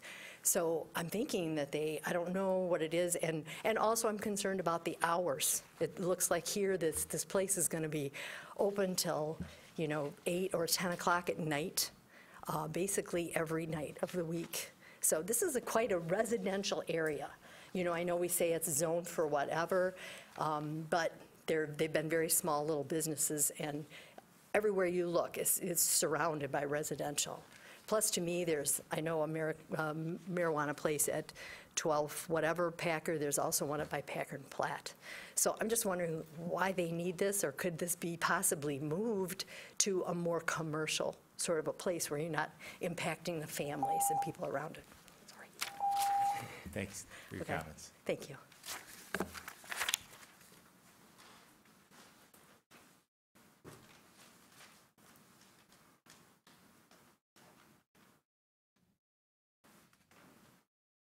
I thought someone else was coming up. Anyone else like to address the commission on this item? Okay, seeing no one else, I'm going to close the public hearing, and we'll begin by reading the rather lengthy motion, followed by commission discussion. The motion reads as follows. The Ann Arbor City Planning Commission, after hearing all interested persons and reviewing all relevant information, including an accompanying site plan, finds the petition substantially meets the standards of Chapter 55 Zoning Ordinance, Section 5:104, Special Exceptions, and Section 5:50.1, Regulations concerning medical use of marijuana, and therefore approves the 1818 Packard Special Exception use for a medicinal marijuana provisioning center. The approval is based on the following findings. 1, the proposed use will be consistent with the C1 local business district, which provides for commercial activities, including retail establishments, offices, and personal services. 2, the proposed use will not adversely impact traffic, pedestrians, bicyclists, circulation, or road intersections based on the location. Packard Road provides access to the site, and the proposed use is consistent with other surrounding uses' traffic impact. 3, the documentation submitted by the petitioner regarding waste disposal, inventory tracking, security, and other methods of operation of the facility. The provisioning center will be operated in a manner that will not have an adverse impact on the neighborhood properties or area, and will not have a detrimental impact on the natural features. This special exception use approval is based on the following conditions. 1, the petitioner obtaining and maintaining both a State of Michigan medicinal marijuana license and a City of Ann Arbor medicinal marijuana permit, and providing documentation to planning services within 3 years of the City Planning Commission approval date of this petition. 2, the petitioner operating a medicinal marijuana business at this address within 3 years of the City Planning Commission approval date of this petition. 3, the petitioner will stripe all parking spaces on the site according to the site plan sheet C 1.0. The petitioner will remove 3 parking spaces adjacent to Packard as shown on site plan sheet C 1.0. And 4, the petitioner will install 2 Class C and 1 Class B bicycle parking spaces as shown on the sheet C 1.0. The parking spaces must be installed by May 30th, 2018.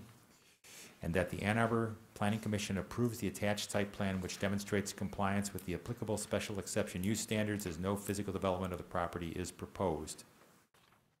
Would anyone like to move this? And second, Commissioner Mills, second by Commissioner Ackerman. Questions and discussion? Commissioner Ackerman. Thank you, Mr. Chair. I just wanted to clarify a few things before we got going, just based on comments of public hearing. There seemed to be some confusion about what local regulation is versus state regulation. The state's enabling legislation went into effect January 1 of 2018. It lays out 5 types of marijuana facilities that can be in operation. We're discussing provisioning centers tonight. In the state of Michigan, so while marijuana remains federally illegal, in the state of Michigan, the state is allowing medical marijuana to be distributed via provisioning centers and no other types of facilities.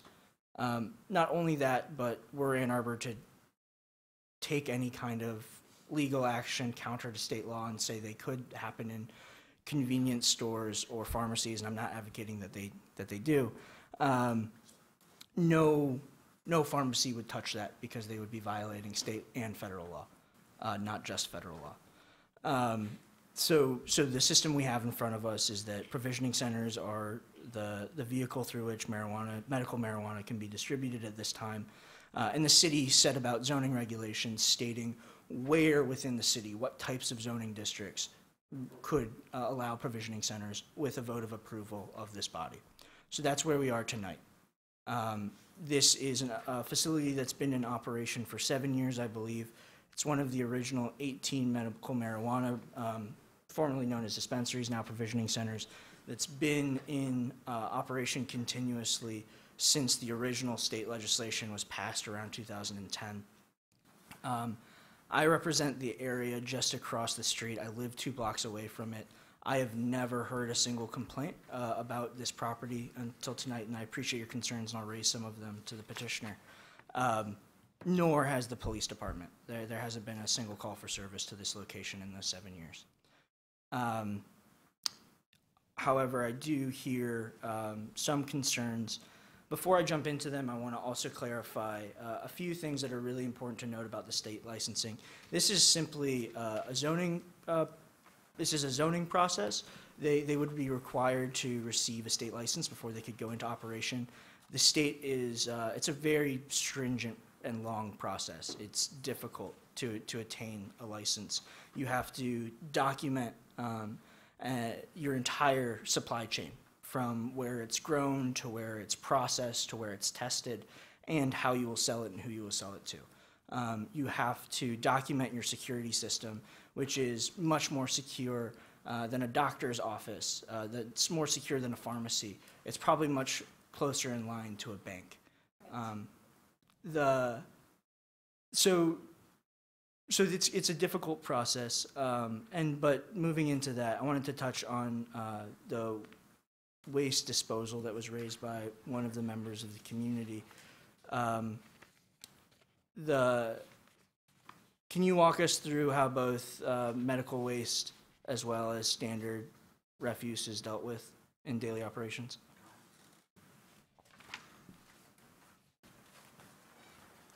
And if you will, identify yourself for the record. Good evening. Brian Fennick appearing on behalf of the petitioner alongside Robert Mitchell, who is a representative of Arborside, and Kyle Gonzalez, who's a representative of the Damon Farrell Design Group. In reference to the trash removal procedures, I believe that Rob would be best equipped to answer that question for you, considering he's dealing with that currently. So, Robert Mitchell, 6883 Nola Road, Whitmore Lake. I've been brought into the project. I've been working in government compliance for 36 years, and the owner and manager of the facility asked me to aid them in creating a facility that is FDA compliant, as a medical doctor's office would be. Or we have a complete life cycle of the medication that comes into our building in whatever form it is. It is controlled by a commonly used software, MJ Freeway, which documents all of the sales from seed to sale.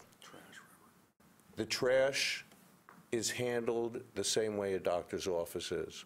We have a person that is assigned specifically for trash removal. All normal waste and recycling are brought to the curb. We do not produce very much. Everything else, including cardboard as well as the medical waste, are destroyed in a way that they cannot be utilized, and they are brought directly to a city dump that does take our refuse. So there is no time that is outside of the building to keep security threats at a minimum. Thank you.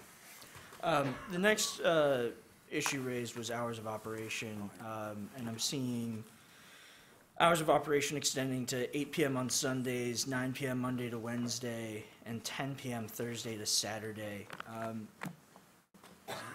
Seems late for the area. Even Morgan and New York closes earlier than that.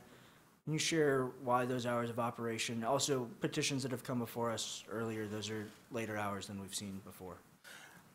I do believe that they were hoping to have that schedule, although, frankly, I'm not even sure whether or not that's within state regulations or state guidelines at this point. So I think that that's something that we need to that they need to reconsider and we need to address.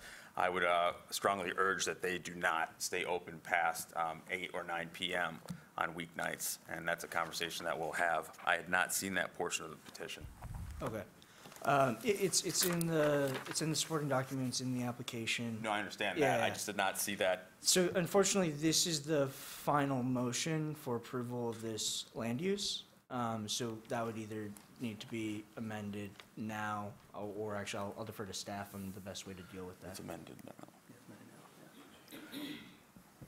Well, you could certainly add any condition to the hours as discussed with the petitioner, tack that onto the motion, and then that would have the effect without submittal of additional materials. Under no circumstances would we want that condition to hold this hearing up or any of the process up, and I have verbal approval from the managing members to amend that, the hours. Closing at 7 p.m. Monday through Saturday? I don't believe 7 p.m. Monday through Saturday, no, but. What do you have verbal approval for? 8 p.m. I'll hear what other colleagues think. I'd like to add. Sure. State your name. My name is Alex Stewart. I live at 3001 Woodland Hills, apartment 24. I'm general manager at the store. I guess, yeah, it does seem like, I guess our hours are a little, go a little late, but at the end of the day, we are helping people, all the way up until that time we're closed. People travel from all over the state, even from the Upper Peninsula. We've had people come down to visit us. So obviously, we will want to stay within compliance as to what we want to do, but that is why we've stayed open later. We're one of the only places that are open that late, and, people need their medication, at all times during the day. And if they didn't get to a place, earlier in the day, we're the ones that tend to be open, and we've been able to serve those people and, help them get what they need. So, but yeah, obviously, we want to stay in compliance with what the rules are. So. And while we understand that, we also understand that where you're located is adjacent to a residential area, and that there are not a lot of other businesses that stay right. open. And it's not high volume by any means at the end of the night there. It's, maybe a couple people. So it's not, I wouldn't see it as being, a nuisance in the area. It's not like it's creating a bunch of traffic at 8, 9, 10 o'clock. It's, a few cars here and there. But I understand the concern. And as indicated, they have been operating since 2011, And those hours have been they've been using those hours for the last 4 or 5 years.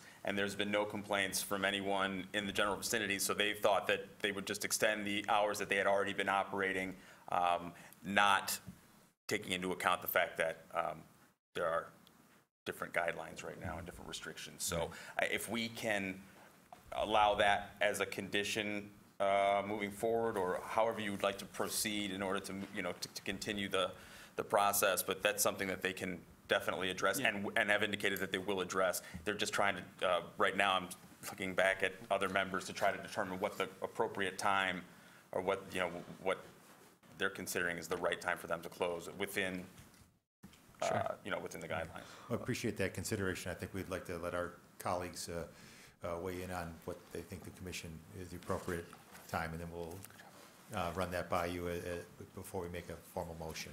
Very good. Excellent. My last question was, Mr. Chang, would you go back to the photos of the site? Thank you. Is the operator also the property owner? No. Okay. Are there any plans for investment in the property, particularly the surface parking lot and the building itself? Absolutely. Part of the problem, as I'm sure you all can recognize, is that when you are petitioning a body for their approval, you're waiting on that approval, and any amount of investment and things of that nature are sometimes contingent upon whether or not they can continue to proceed at that location. But there are internal discussions currently about resurfacing the parking lot, and actually, obviously those are just guidelines in terms of the striping, but resurfacing and doing the restriping, as well as a full paint job, new sign, new lighting, LED lighting in the front.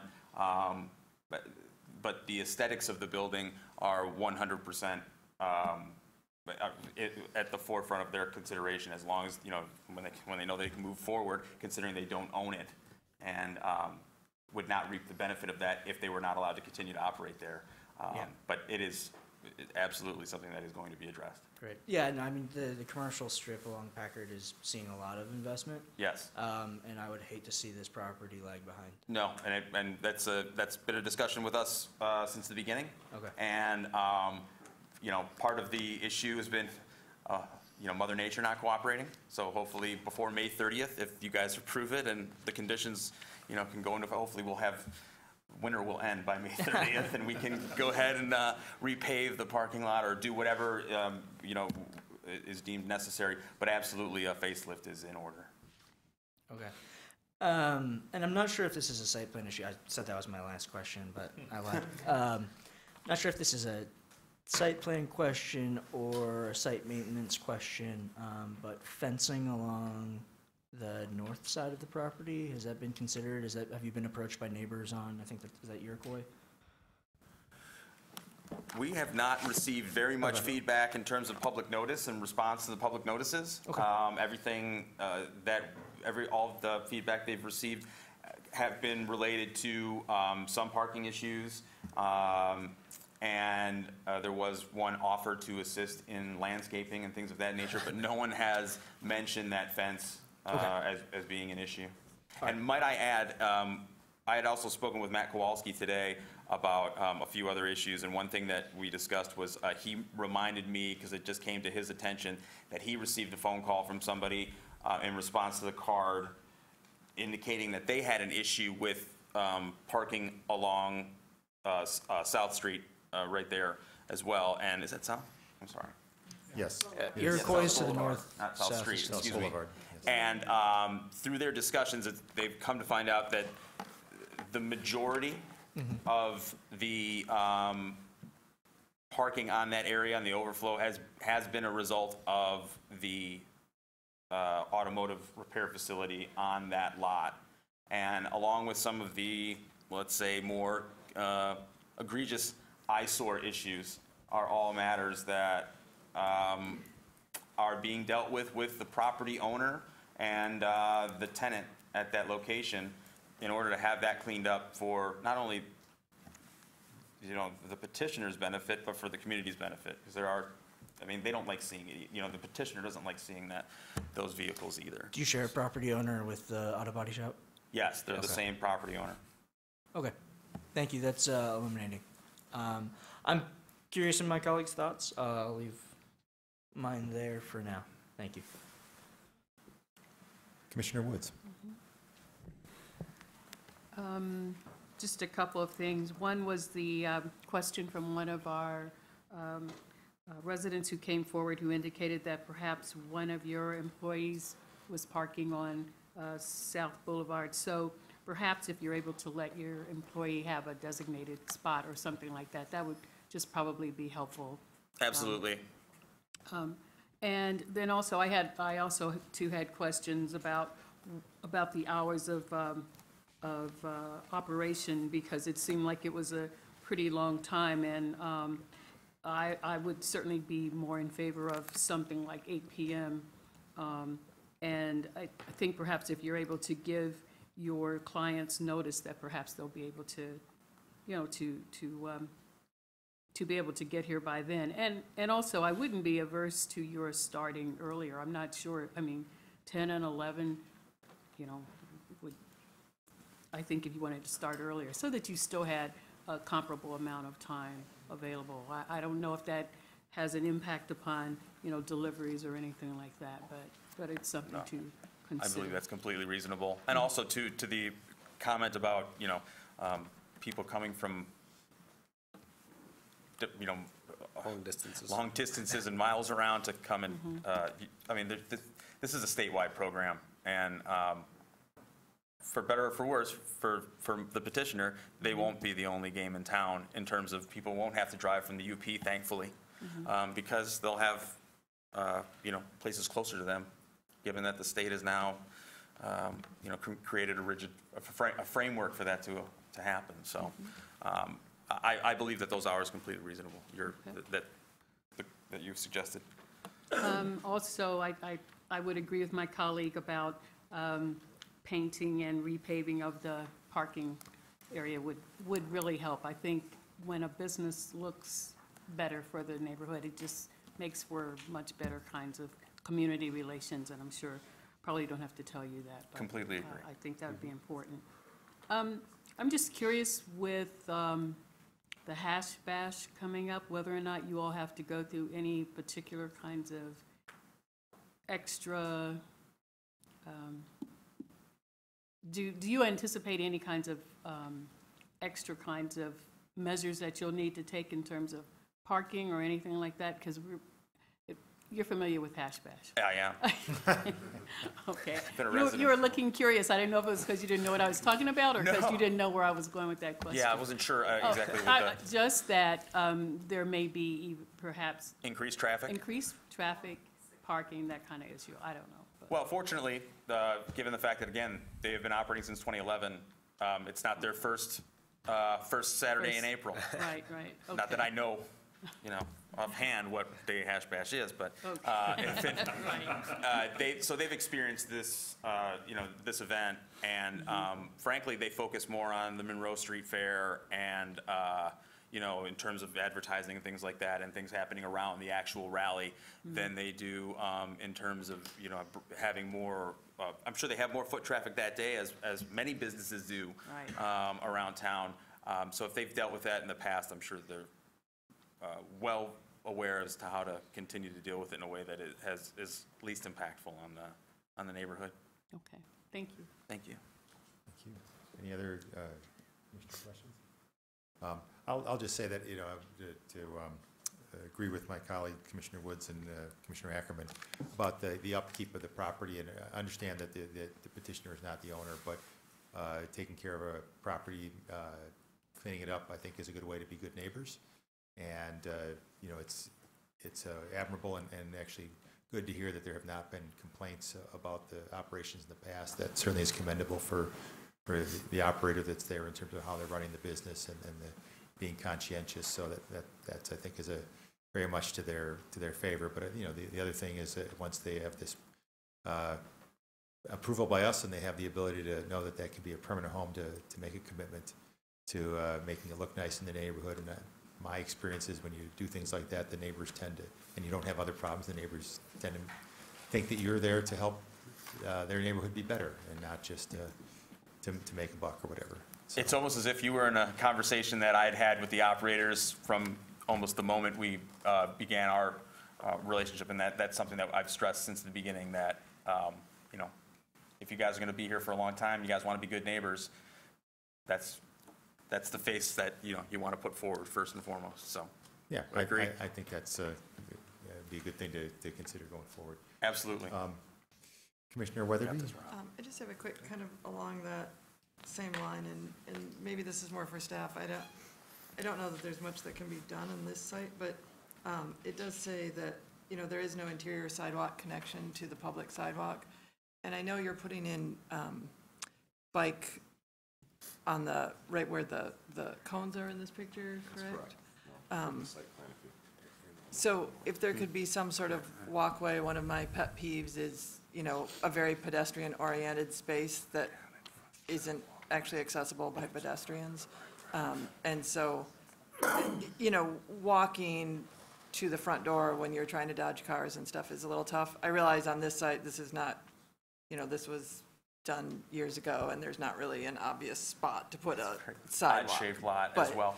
But if Mr. Chang could go back to the photograph where the bike, and I don't know, you can't really tell from the photo there, but the bike rack is installed. But there's that 40, I believe it's 42 inches. yeah. There's that So there is a 42-inch little path walkway right in kind of front line. that will Okay. be Lined all the way. maintained and lined as a walkway. One, you know, obviously, primarily for the bike, for people who are parking their bikes there, Right. but also if there's any way to extend that. I think there's those small little berm of landscaping towards the front, but I mean, I'm sure some amendment could be, some changes could be made to that to allow that to have a cut through as well. Just something to the that's a little sidewalk. safer and nicer for Absolutely. someone to That's walk in. A great, I mean, we've thought about it in terms of the bike rack aspect, but to connect it to the sidewalk would also, I believe, I agree, would be a great idea, but. That part of the site was previously an angled parking spot that we removed for that reason, Okay, so that there's no conflict between Doesn't- bikes and yeah. pedestrians. okay, thank you. Commissioner Milstein? Question for staff first. Could we add any conditions in regards to that they must, within the next 6 months, repave the parking lot? Yes, we can add it to the condition, to the motion. So since it sounds like the petitioner is going to want to do this anyways, that maybe we just add that the parking lot be repaved. I don't know if there's any language that we can add to make the building, without going into specifics of exactly how we wanted to make it beautiful, which I have no ideas at this point as to how to word that.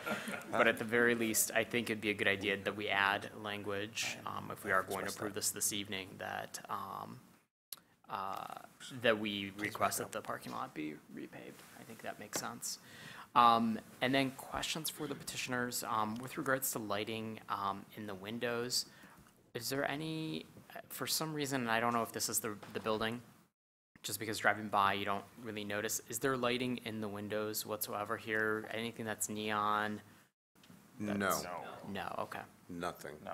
In fact, I don't know if they're lit or if that's just a reflection, but I think that there's those fluorescent lights along the top in the front of the building there, and that's the extent of the lighting We even left out the right now. And again, those are going to be, protection of the one, neighborhood. in addition to the security, you know, the lighting for security concerns, aesthetically, 7-foot fluorescent tubes are not necessarily the most pleasing of lighting fixtures, and I think that those will be, but those will also be replaced.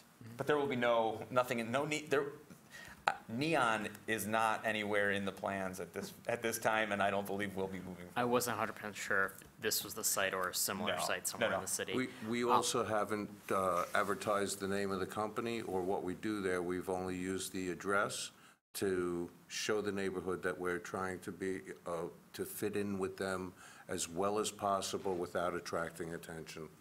Although I do miss the aquarium store, but that's. We could get a fish tank. So I am also supportive of changing the hours to be more of something that will work better for the community. So the hours in the parking lot would be 2 changes that I would make to the plan motion once we're done with discussion. Okay, I think we might be, no, not quite at that point. Commissioner Gibrandel and then Commissioner Moss. This is a question for staff.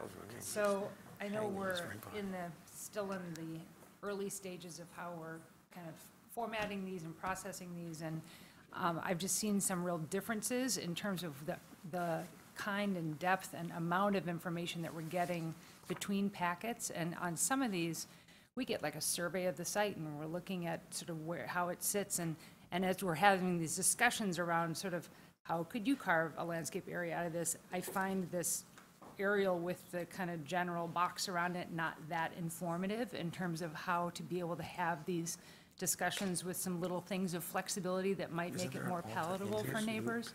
So I guess I would just put my 2 cents in advocating for a little bit more base information than what we have from the kind of city GIS level. And I don't think it necessarily needs to be an all-out topographic survey and things like that, but at least a boundary survey with, you know, property boundaries, where the parking isn't, you know, where the building isn't, and landscape areas, stuff like that, just basics, so that we can just have a better sense of how the moving parts could be handled with some of the responses that we have. I just found this thin compared to some of the others that we have, and so I'm not quite sure, like, what, again, I think we're still sort of developing some standards around some of that. So anyway, that would just be my request in terms of how we're handling some of these as they're coming through, since we're dealing with a lot of them. It seems like we need to have a kind of a more of a consistent, you know, package. I know we've been kind of figuring things out as we go along too, in terms of what gets included and not, but. If I may, just quickly, just based on that question, I know I think it sounded like it was directed at staff, but just based on that question, I'm not sure what packet you all have in front of you right now, but there is an ALTA, and all of these SEU petitions have required ALTA surveys. And so do you not have the ALTA in your pack? Because I think there might be some kind of a disconnect in terms of what you're seeing versus what's submitted. Got it. So, yeah, I think the commissioner was talking to staff in terms of making our, I know we're getting more consistent. Because we really, you know, put the pedal to the metal to get an ALTA done, and I'm like, whoa, you know, if you guys haven't seen it, then I'm, you know, that's concerning to me. But I guess to maybe quash some of your concerns about whether or not this packet is sufficient, I do want to express that there is absolutely a survey that was submitted along with other supplemental materials. And we would take the staff's recommendation on that kind of information, that we assume that they have everything that they need. It's just that part of what we're getting, I think, has varied some in terms of what actually gets included in this. And I appreciate that we don't need to have 75 pages of materials. But having, I think the ALTA survey included would be really helpful for us to be able to just, for me anyway, to be able to visualize things a little bit more and understand dimensioning. Would you like one? You have it here. I would. You know why? Because I just wonder if you could, when you redo your parking lot, could you scoot your spaces back slightly and just give yourself a little bit of green space? It just feels so harsh to me, the absolute asphalt all the way up to the building face. And if you're reconsider your actual dimensioning of your parking lot, which I know is just carved in to be able to fit where the building was and where the road isn't. You know, I mean, it's you know, not anything that was properly designed 50 years ago. I totally get that. But if you are redoing, I would say look for opportunities to be able to create landscape islands, because it doesn't need to be paved everywhere, right? There's turning radii, there's funny little, you know, polygons that get left over, and with that, you might be able to really soften the front of this and make it feel better along Packard and make it feel like it fits.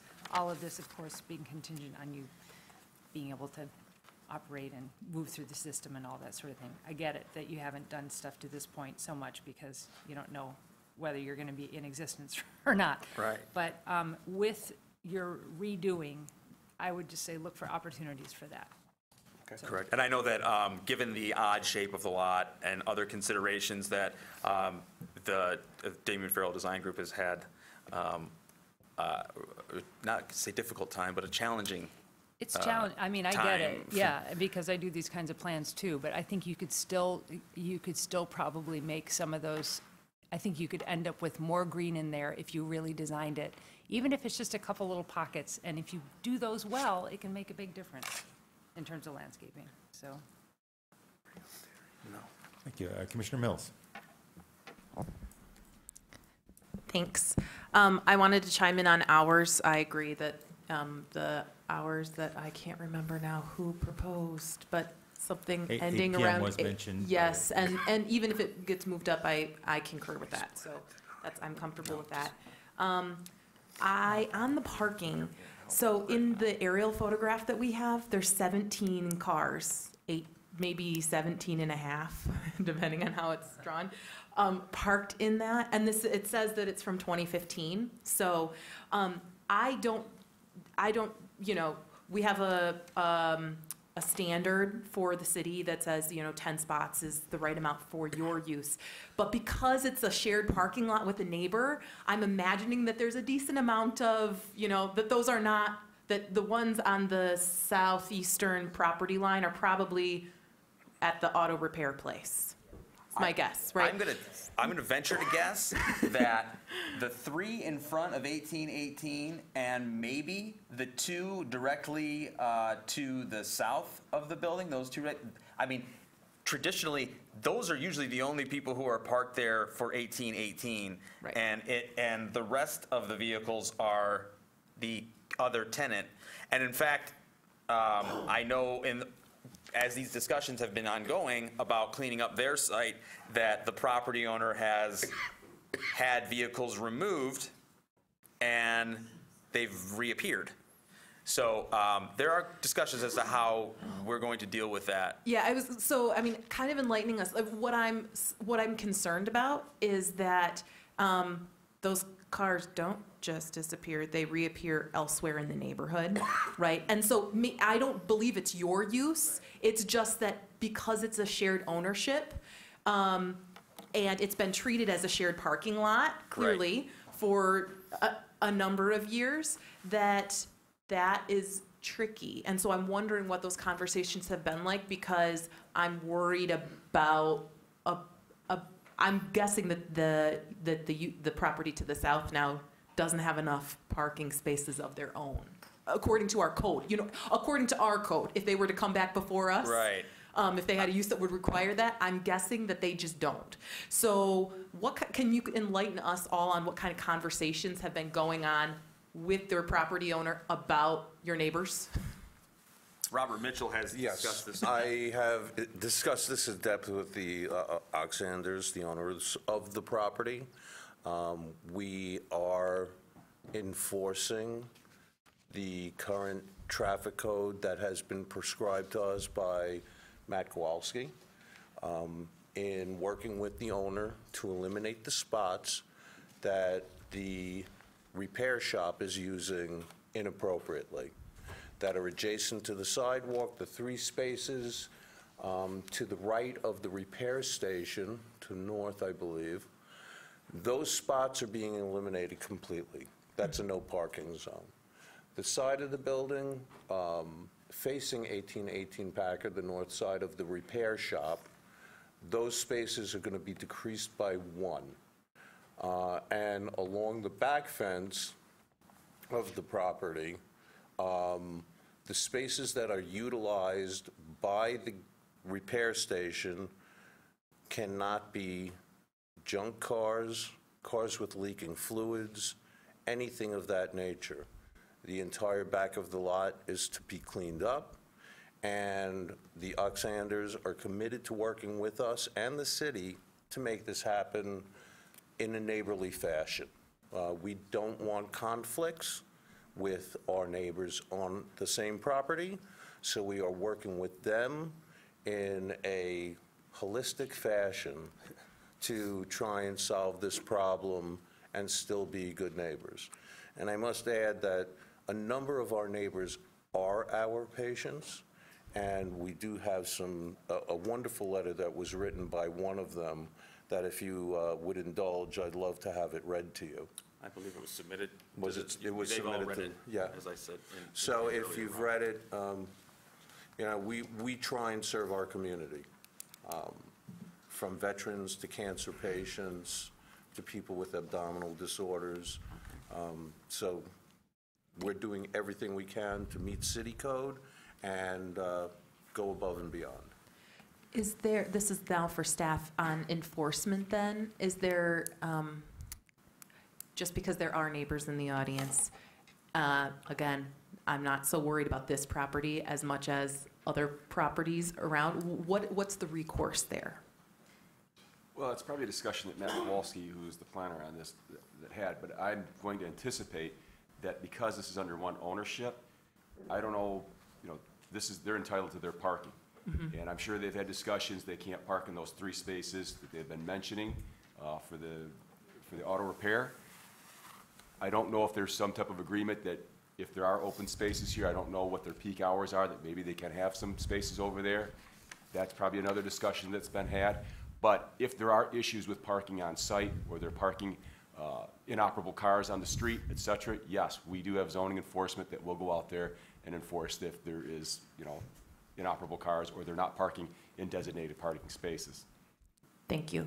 And I just wanted to respond to something that you brought up from the audience earlier, because I walk my children past a dispensary every day on their way to daycare, and my biggest concern as a mom has been traffic.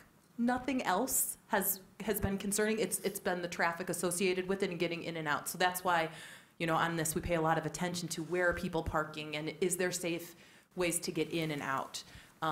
So from one mom to a grandma, that's something that I keep an eye out for as we see petitions like this. I do appreciate that very much. The problem that I'm seeing, and I don't know if it is from the 1818 Packard then, or maybe it is, well, I know a lot of it, in fact, a lot of it is from the auto place, but they're parking many cars on the street, moving the cars, not always staying in a spot, but to the point where there gets to be so many cars on the street that they don't have any street parking at all. They can't even park in front of their house. So that, I don't know what that can be done, but I can see the dilemma they're having. They're trying to fit 2 businesses in a very small parking lot, so. And we've seen this in other, I don't know if this neighborhood is eligible for, neighborhood parking permits, but I defer to our councilman. I would be, I think maybe a prudent step would be looking at a neighborhood parking permit, which would require you to have a permit as a neighbor, and that's the only way in which you could park on the street for more than 2 hours. It would mean that the auto shop would have to move those cars every 2 hours, which seems operationally not plausible. So if we could follow up, I'd be happy to look into it. And I would add that I'm sure that the petitioner would also be supportive of that plan in an effort to, keep people to allow for that street to, and those families that, have their parking and be able to park there and not have it, because, again, this is a shared problem. And the other thing is, back to remedies and discussions as to how to rectify it. I've had discussions with the petitioner that, hey, you guys are renting, and he's a landlord, and there are certain rights that you have and certain things that you can withhold in order to get things done. So it's definitely something that's being addressed. Thank you. Commissioner Ackerman? So I think the 2 additional conditions that we were discussing, and I'll let Commissioner Milstein move them if he cares to, are hours of operation and pavement. I think in terms of the surface pavement, just to give some reassurance that reinvestment will happen on the property, I think 6 months is a reasonable ask, allows you to plan for cash flow. So I think 6 months is prudent. And then in terms of hours of operation, I did a quick survey of the commercial properties in the area and their hours of operation. Most close between 7 and 9 p.m. There are a few outliers. Frazier's is open till 2 a.m. Liberty Title closes at 4 or 5 p.m. So I think 8 on weekdays would be appropriate. My people celebrate the Sabbath on Saturday, but a lot of businesses in the area close on Sunday at 5. So if we could look at 5 or 6 as a close time on Sunday, I think that would get you in line with your neighboring businesses.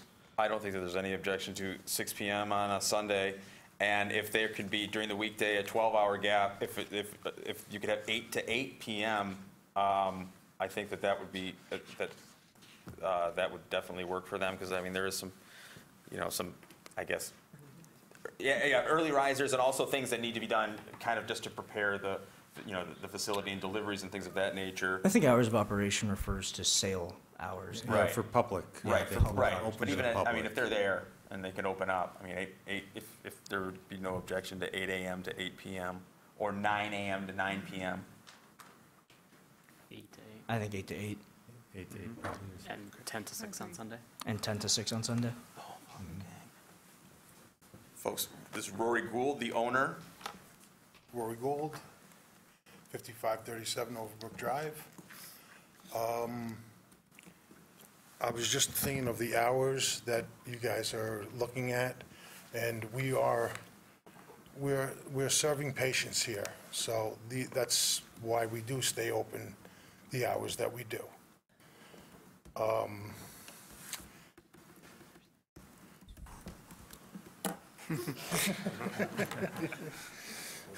So I guess But that's just, we have Dairy Queen down right across the street from us. We have a pizza place. We have the bar, Fraser's, and,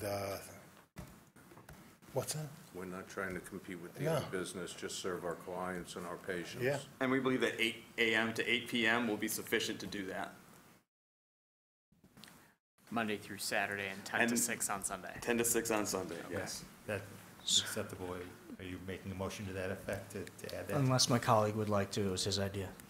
I'll move that and I'll let you second it. So, something along the lines of, as one of these special exception conditions, number 5, hours of operation for the public will not extend beyond 8 AM to 8 PM on weekdays and 8 AM to 6 PM on Sunday. 10. So it's 10 a.m., it's Monday to excuse me. Saturday, 8 AM I to even 8 wrote 10 PM. down, I read it. Sunday, 10 AM to 6 PM. Yes. And the second condition being that the surface lot be resurfaced within 6 months. Commissioner Milstein?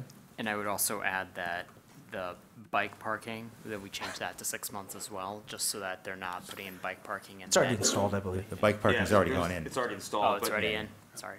That's fine. I mean, I think 8 bolts. Is there, earlier there was discussion about painting, things like that. Are we including that as well, or is it just the parking lot we're talking about? If you can come up with creative language that would allow for it, yes, but I don't know if there's language that we can, other than taking the petitioner's word that they're going to work on the improvement of the building. Well, how about something like this? Item 6 would be exterior improvements will be made to the building and site within 6 months, including repaving, restriping of parking lot, painting of the building, and new lighting. I second that. And new landscaping. There's some pockets there they can do something with, I would say. It's like Landscaping is probably the hardest to address, but we can add those words, and landscaping. looking for opportunities. I don't think we're telling them how many trees but if they can paint it and we're saying that exterior improvements, then it seems like that's part of what we're hearing is that, you know, And I also want to be cognizant of the fact that we're not asking for more here than we're going to ask for from other petitioners. Right. We have asked for others to fix up parking lots and paint and things like that. We have, I think they've all actually looked a lot better than this one too, though, frankly. It's true. I don't know Maybe. that that's our purview, but I think that's what we're all seeing, Frank. The language that was read seem acceptable to you, or? Aside, and with all due respect, aside from the landscaping aspect of it, a commitment that the building will be painted and there will be, new signage. I mean, I'll even concede signage and lighting. But I would not want to get into, and again, there is an area that was previously roughly landscaped, but it was just, I mean, it had been cleared out, it was like not taken care of, and they've addressed that. They've added new mulch, either replaced a bush or put something in there. I mean, you can barely see it, but it's over in that triangle That near like funny where the light triangle, post right, is. right. But I mean, they're absolutely going to, they want to, take the steps necessary to bring it more in line with, as Commissioner Ackerman mentioned, bringing it in line with the rest of Packard and what's going on there, but for their neighbor. And it's like, where they want to put more landscaping is also a place where they're having issues with the parking, and where they remove parking for the neighbor. They're telling them not to put cars there, and then lo and behold, the car shows up, again there. So, If it's less complicated to just, take out the landscaping thing in terms of the official language, I would just say, as you are redoing the parking lot, to look at new configurations, because just look for opportunities to make this place look nice. 100%. I'll just say that as an aside. It doesn't have to be in the. Okay. And we would agree with that 100%. I've already asked for that, Mason. So we have two roughly worded motions on the table that we need to act on before we can act on the full motion. Was it, they were proposed, is there a second? Did we get a second? I think you moved, I seconded. Okay, so any other discussion on the proposed amendments? Commissioner Mills. So this is out of equity, and I apologize, you guys have discussed I had to miss a couple meetings, so maybe you have asked for paving previously. I know the last time when we talked about this, there was a discussion about a sidewalk, improving a sidewalk, and that's public right-of-way, and I totally understand that. We decided against having them repave that sidewalk to nowhere, if you recall. I agree that this is in bad condition. I'm just not, if somebody could fill me in on maybe something I missed, because I just want to make sure we're being fair to everyone, because at least that site on, the one that I'm talking about with the sidewalk to nowhere on Jackson, I don't believe that we were looking at the sidewalk. My sense is that the parking lot itself may have looked similar, but we were focused on public right-of-way. But maybe I'm wrong, and maybe I missed other ones. So can we think about this, just what we want, what we've already asked of others? Yes, Commissioner Woods, your hands up. Yeah, I guess my response would be, first of all, perhaps someone can bring up the pictures, but I don't think the sidewalk was, or excuse me, the parking area was quite as stressed as this one appears to be. But the other thing is, I think we're really also talking about our community standards. And when a property comes in, we have to figure out whether or not it's meeting the standards that the residents and other property owners deserve to have there. And I don't want to throw any aspersions, but this one might be a little rough in terms of the others we've seen so far. And while it's incumbent upon us to look at zoning and those kinds of things, I don't think it's necessarily the purview of the Planning Commission to begin to figure out whether or not we're being equitable in terms of when we're asking properties to meet our community standards. That's, I don't know whose job that is, but I don't know that it's necessarily ours. And so I appreciate your comments, but I do think that our first responsibility is to our fellow neighbors and to the city, and that we're also offering our thoughts on this, and it's really given the petitioner an opportunity to bring it up to what we're talking about as community standards. And I really haven't heard any of you pushback on that. In fact, I've been very pleased that you aren't, because there have been some other times we got pushback and,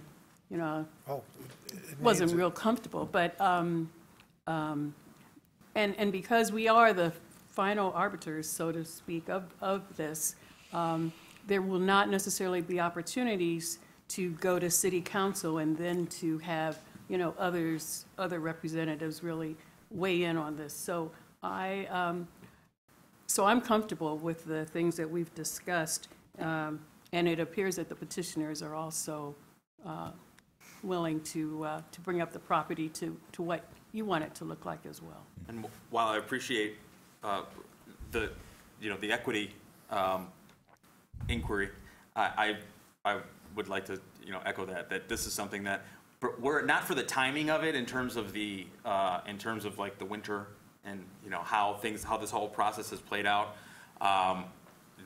if there were an opportunity to have some of these things done prior to the the hearing, as a sign of good faith that they want to operate and want to continue to operate as good neighbors, then it would have been done. But there are, a lot of considerations to take into account when you're talking about, going in front of, the Planning Commission for an SEU and as well, the timing of everything. But 100%, these are discussions that have been going on since day one. And with or without that language, these things would have been done. Okay. Appreciate your willingness to work with us in the community, and appreciate Commissioner Woods, your remarks there. I think that is, I may have led us a little bit by saying we have to be careful about how much we ask for. Really meant as a reminder that we don't start, sometimes we can get a little carried away and well, let's do that, and let's do that, and let's do that. But clearly we have asked for things from other properties where they've been deficient based on an existing site plan, or where something has been very obviously needing repair as part of this approval process. For that special exception use, we've asked for that. In some areas, because this one is adjacent to residential, I think there's a little more concern about it meeting the standards of a residential neighborhood. And so I'm going to suggest that we vote on these two proposed amendments. I don't see any heartburn with that.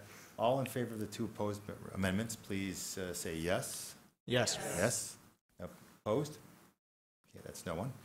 So now I'll ask us if we can all vote on the proposed motion as amended. And everyone in favor, please raise your right hand and say yes. Yes. Any opposed? No. So that's everyone. That passes. Thank you very much. Thank you for your consideration. And thank you, Commissioners, for the very thorough and in-depth discussion. Yes, thank you.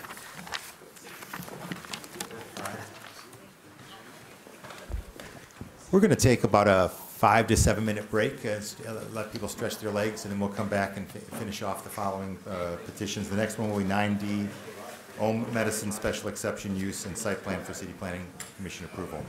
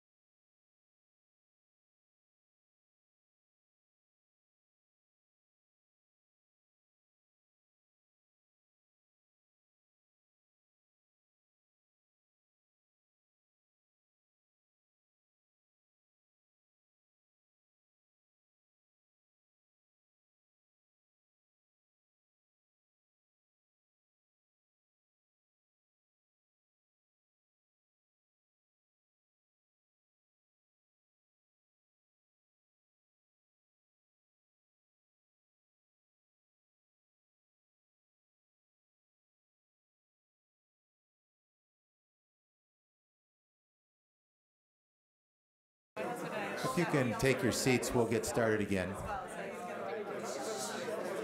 You might have to. Hi, everybody. If you could take your seats, we'll get started again.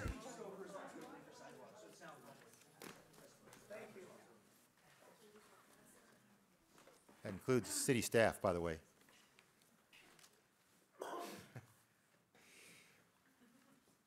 Okay, the commission's now back after our break in session, and we have our next item up is item 9D. It's the Medicine Special Exception Use and Site Plan for City Commission approval. It's a request to allow the existing space at 111 South Main Street to be used as a medicinal marijuana provisioning center by issuance of a special exception use permit with an accompanying site plan that demonstrates no physical development change. We'll have a staff report by Mr. Chang, and then public hearing and commission discussion. Thank you. This site is zoned D1, which is in the downtown core district. It is surrounded by D1 zoning. It is located on the east side of Main Street between Huron and Washington Street. It currently has approximately a 10,000 square foot two-story building. There are no proposed changes to the site. And I want to explain, so you can see where the red arrow shows where the proposed site is located. And you can see from the key that the yellow, which equals a 600-foot provisioning center buffer. So when you look at this, it's a little confusing if you see the yellow circles overlapping. That does not necessarily mean that it's in non-compliance. That yellow circle must touch the other blue dots. That's where the parcel is located. So even though there's some overlap, it is still in compliance. And it's the same thing for the red, which is the 1,000-foot school buffer. You can see the overlap of whatever school that is over there. I think it's probably community is my guess. But as long as that red outline of those circles do not touch that actual parcel, it is not in violation of either the 1,000 foot for the school or 600 foot for the provisioning center. So the site before you, it may look like it may be not in compliance, but in fact it is, because the yellow circle isn't touching the actual parcel along with the red one, which is for the schools.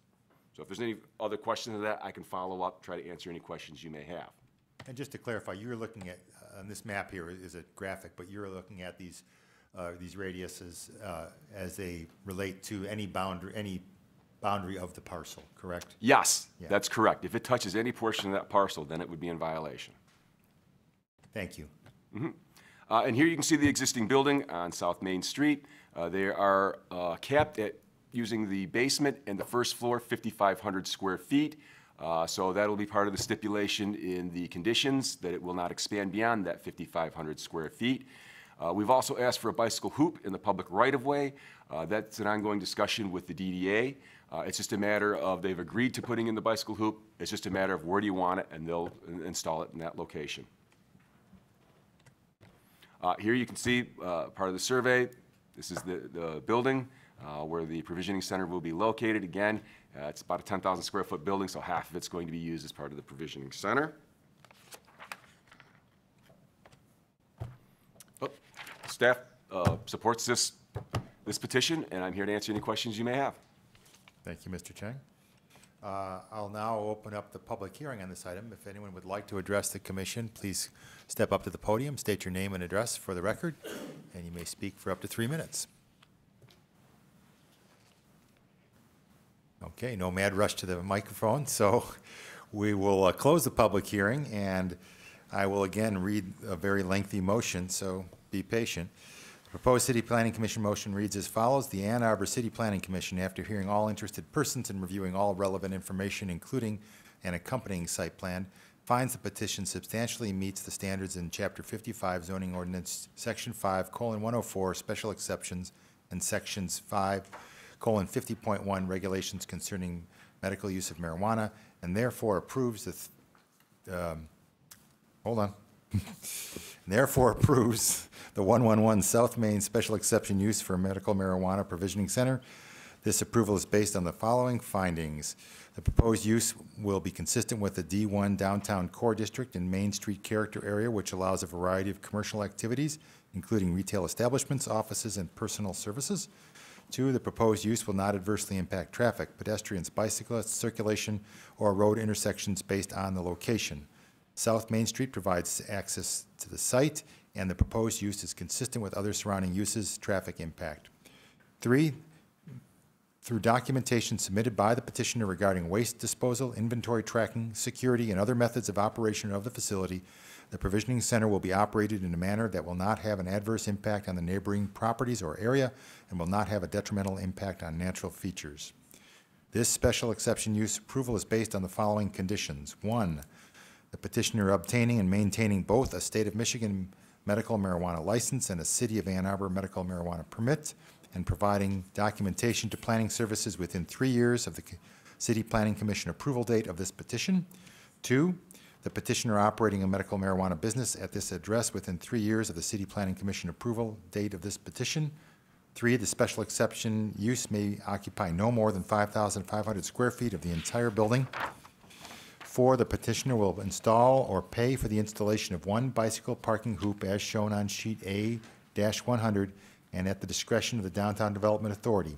The hoop must be installed by June 30th, 2018, or at a later date specified in writing by the DDA, and that the Ann Arbor Planning Commission approves the attached site plan which demonstrates compliance with applicable special exception use standards as no physical development of the property is proposed. May I have a commissioner move this? Commissioner Ackerman, and seconded by Commissioner Weatherby. Sorry, too slow, Mr. Mustang. Commission discussion and questions. Commissioner Ackerman. Thank you, Mr. Chair. So this is one of the other original 18 dispensaries that's been in operation since the first state enabling legislation.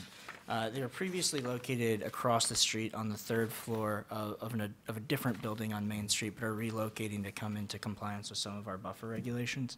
I think this is a very clear example of where and how a dispensary should, or excuse me, a provisioning center should operate. They are well respected by their neighbors. They are discreet.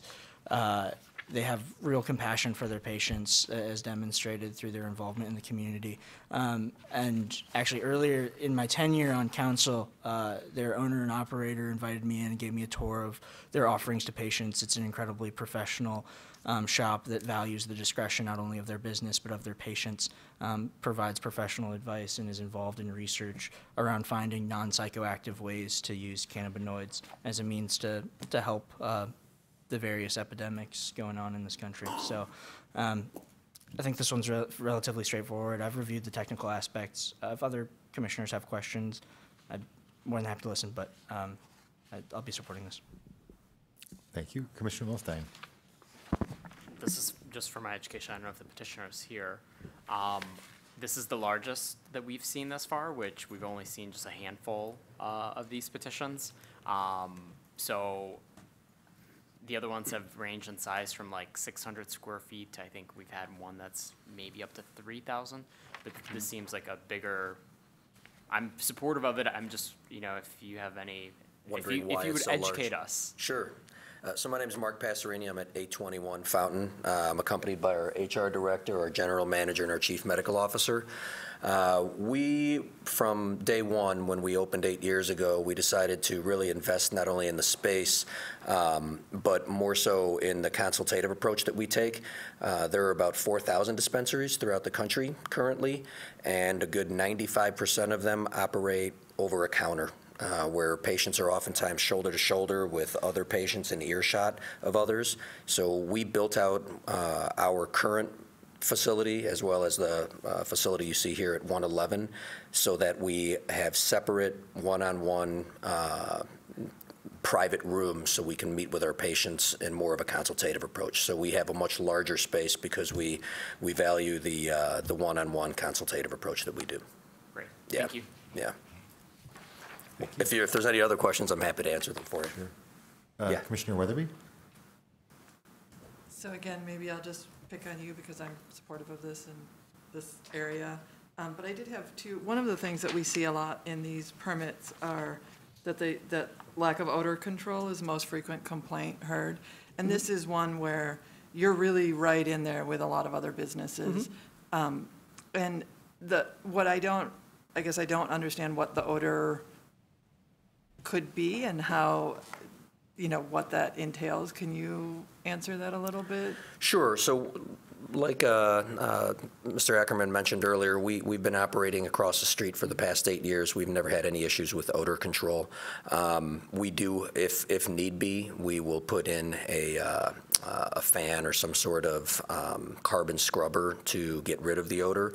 Being in a downtown area like we are, we do have very close neighbors, but we haven't had that issue in 8 years, and I don't foresee it moving forward because of the new regulations, which basically everything that comes into the facility will be closed. We'll be in an enclosed container. All right. And then the other question I had was just one of the things that we have passed is, wanting a street front,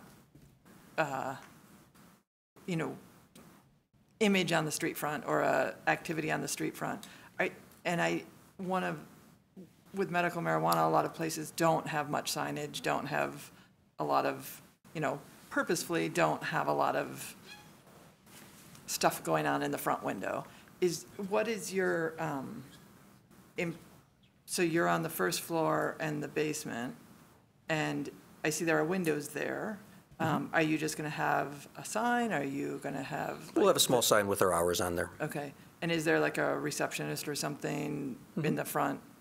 Yeah, you can't really tell in that picture, but there's actually, that first door is kind of opening up into a little foyer, and then we'll have another door, which would be a buzzed entrance, and behind that door would be our receptionist. Okay. Yeah. So it kind of leads into a little glassed-in foyer essentially. Okay. Yep. Thank you. I think just quickly, it's important to note that if redeveloped, this building would not be in compliance with our new downtown design standards. In terms of the amount of transparency, transparency, yeah. right. Any other commission questions, Commissioner Mills? I know we got a letter about what we allow in the DDA or, medical marijuana in the DDA. And until reading the staff report, I didn't realize I've walked by your shop across the street all the time because we're down on Main Street at least once a week. And I had no idea that you were there because I've never smelled anything. And I think that's one of the big concerns, right? Or like people that are going to know what's going on. And so I think that this is a really great example of, how you have a nice storefront. Actually, I've always wondered, what goes on in there? Because there's curious things sitting in the window, which is great. And so I think that I'm definitely supportive of this, and I think it's a good model. So thank you for being a good citizen for the last 8 years on this. I'd concur. I've been past the existing storefront many times, and there's never been any issues that I'm aware of. So I'm also supportive of it. Any other commission discussion or questions on this one? Looks like no. Okay. All in favor of the proposal as read, please raise your right hand and say yes. Yes. Yes. Any opposed? That's everyone. Thank you. Thank you. Passes.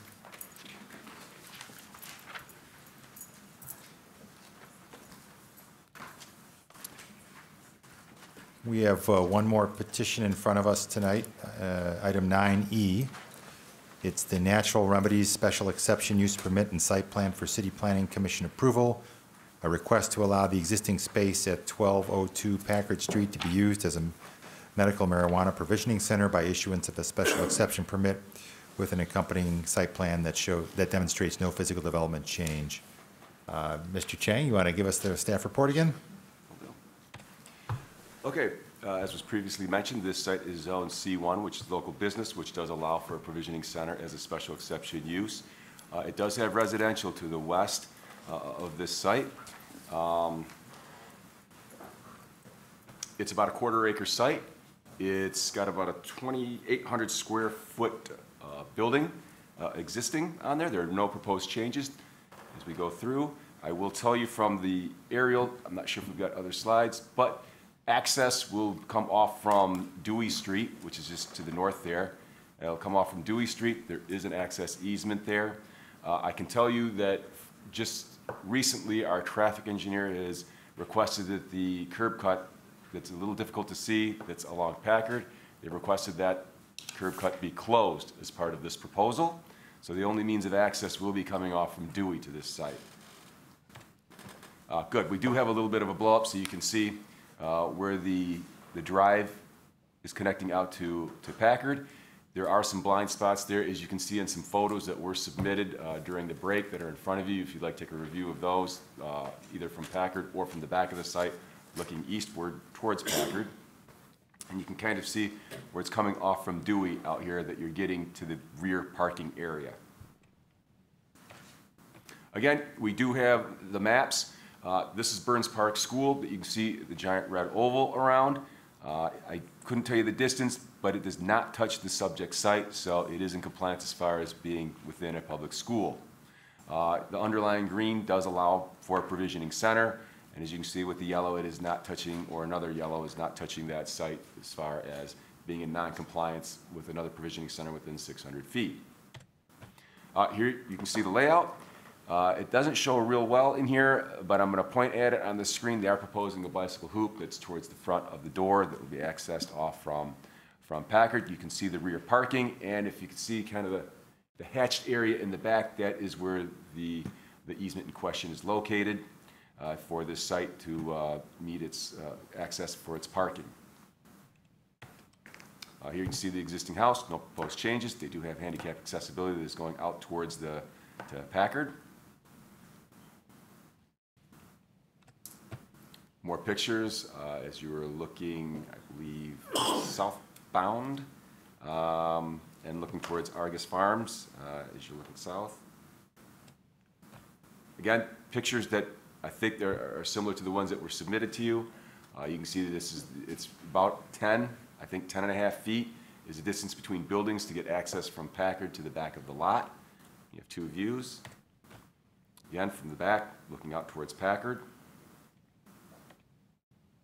And staff recommends, I believe, approval for this one, but I'm here for any comments or questions you may have. Thank you, Mr. Chang. And is staff recommending approval pending the removal of a curb cut or closure of the drive? Yes, I mean, that's ultimately that is going to be up to Planning Commission to determine. I will tell you the comments came out today that our traffic engineer is suggested or recommending that curb cut be closed on Packard to cut off access for safety reasons. And that is part, and we are asking that would be part of the motion. Okay.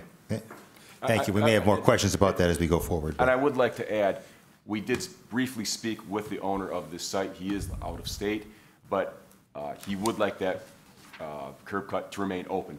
So there is a little bit of a dispute between staff and the petitioner. Okay. Do you know if the petitioner has a representative here? That I do not know. Yes. Yes. Okay. All right. Okay. Thank you very much. So at this point, we'll open the public hearing on this item.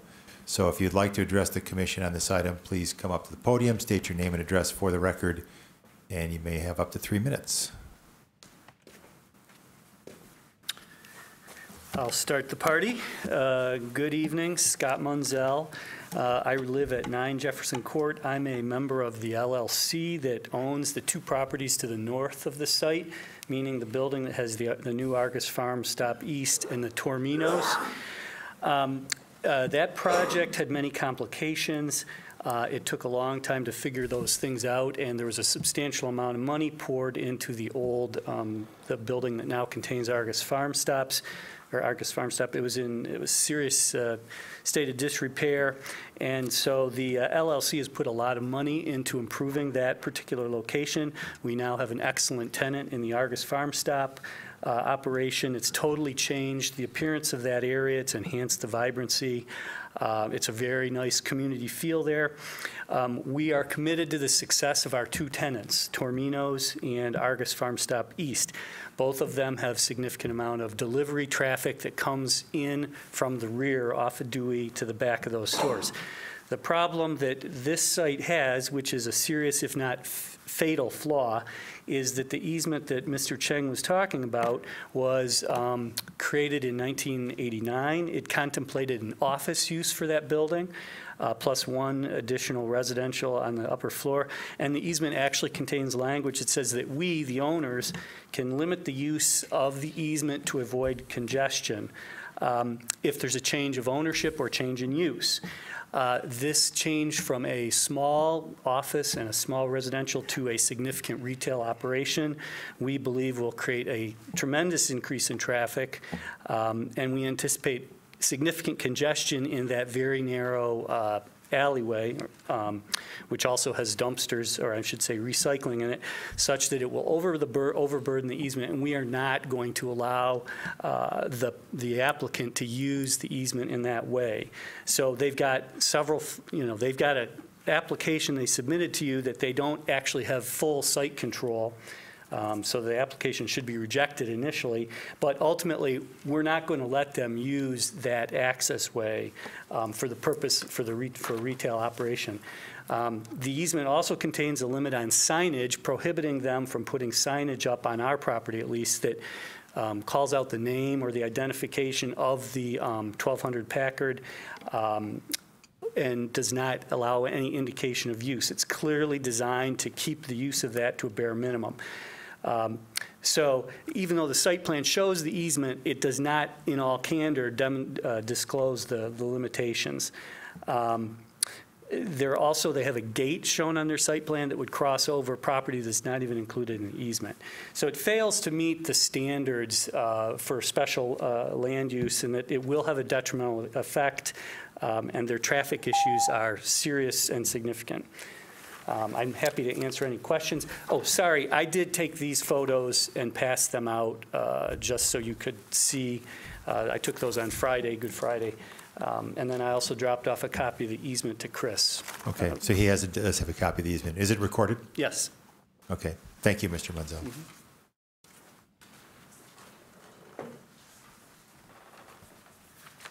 Hi, I'm Jan Fisher. I live on Martin Place, but I own property on Woodlawn. And I have issue with the staff report here, the first three things that supposedly this qualifies on paper, that it's consistent with local business and provides goods that are day-to-day needs by the neighbors and so on. I just don't think that's the case, that this needs to be in this neighborhood for that purpose. Secondly, that it won't adversely affect traffic. It certainly will. There's a crossing guard there for Burns Park School, which is very close by, and there's many students that walk through there every day. And this additional traffic will have an impact. That it won't have a detrimental impact on the neighborhood, it certainly will, in my opinion. And the planning staff states that the driveway is not 10 feet, it's 9.5. That doesn't meet the standard of 10 feet. So it is too narrow for the traffic. I ask you to deny this petition. Thank you.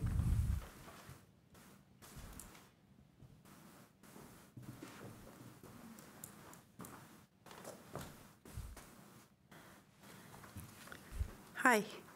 I'm Kathy Sample. I'm speaking on behalf of my husband and myself, who are owners of Argus Farm Stop, which is, right there. So I'm just going to read our comments. Please accept our input, the following input from Argus Farm Stop regarding the proposed dispensary at 1202 Packard. The proposed site plan would significantly impair Argus business operations and presents serious safety issues for our customers and other pedestrians and bikers. The site plan proposes that dispensary customers, up to 50 per hour, according to the petitioner, would exit by cutting directly through our loading zone behind our building. Keep in mind that we are a farmer's market and we have farmer deliveries on a constant basis back there. It's a very tight space. Our producers deliver multiple times per week. We require full and continuous use of our loading zone. We are not a store that gets a single Cisco delivery. but we rather receive hundreds of deliveries each week from small farms and producers throughout the day. It was for this reason that the easements that were mentioned a few moments ago were granted to cross our property to 1202 Packard, specifically excluded high-volume vehicle traffic. A plan in which 50 vehicles per hour across the area behind our store will not work for us. Given this reality, dispensary customers will be forced or tempted to leave via the Packard driveway. This would create a chaotic situation where cars are both entering and exiting from Packard. This is all taking place directly in the intersection, nearly underneath the light. Argus has outdoor displays of produce and flowers, and the sidewalk is a busy area. This site plan presents a significant safety risk by having high-volume vehicle traffic in close proximity to our pedestrian area. Making matters worse, the driveway is 9.5 feet. It's very tight. The city code requires 10 feet. This is not a safe plan. We request that this application not be approved until these operational impacts and safety risks are resolved. Thanks. Thank you.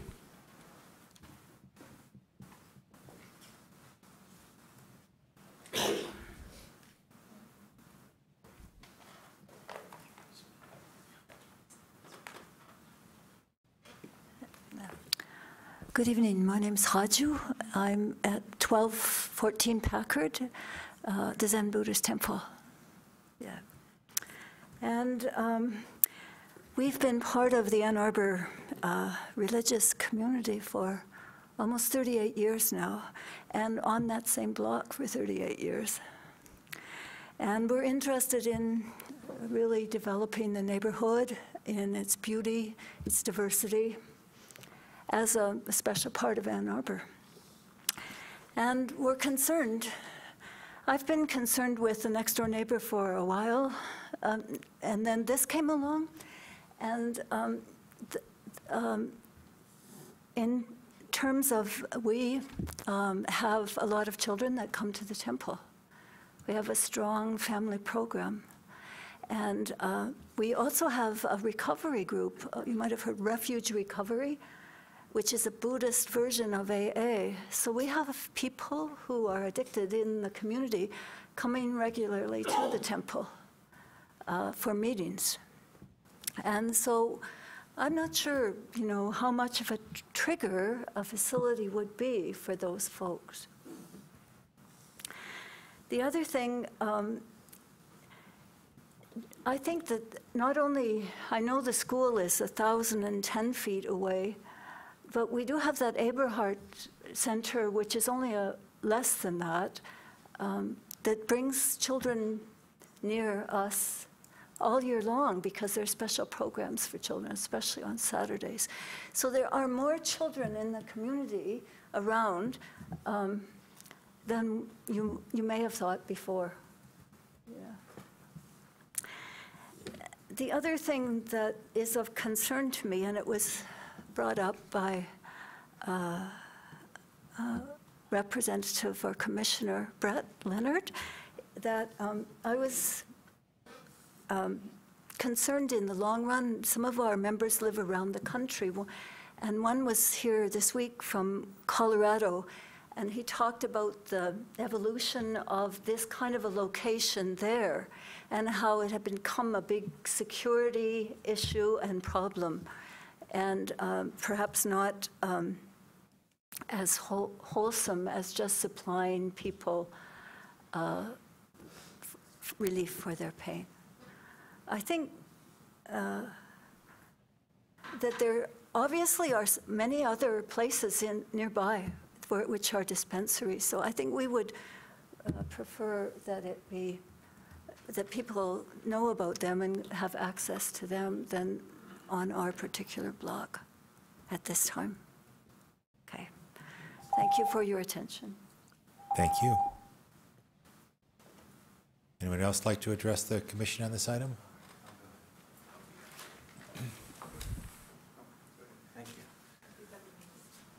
Good evening. My name is Monty Brower. I live at 1319 Wells Street, which is about a block and a half away from the proposed site.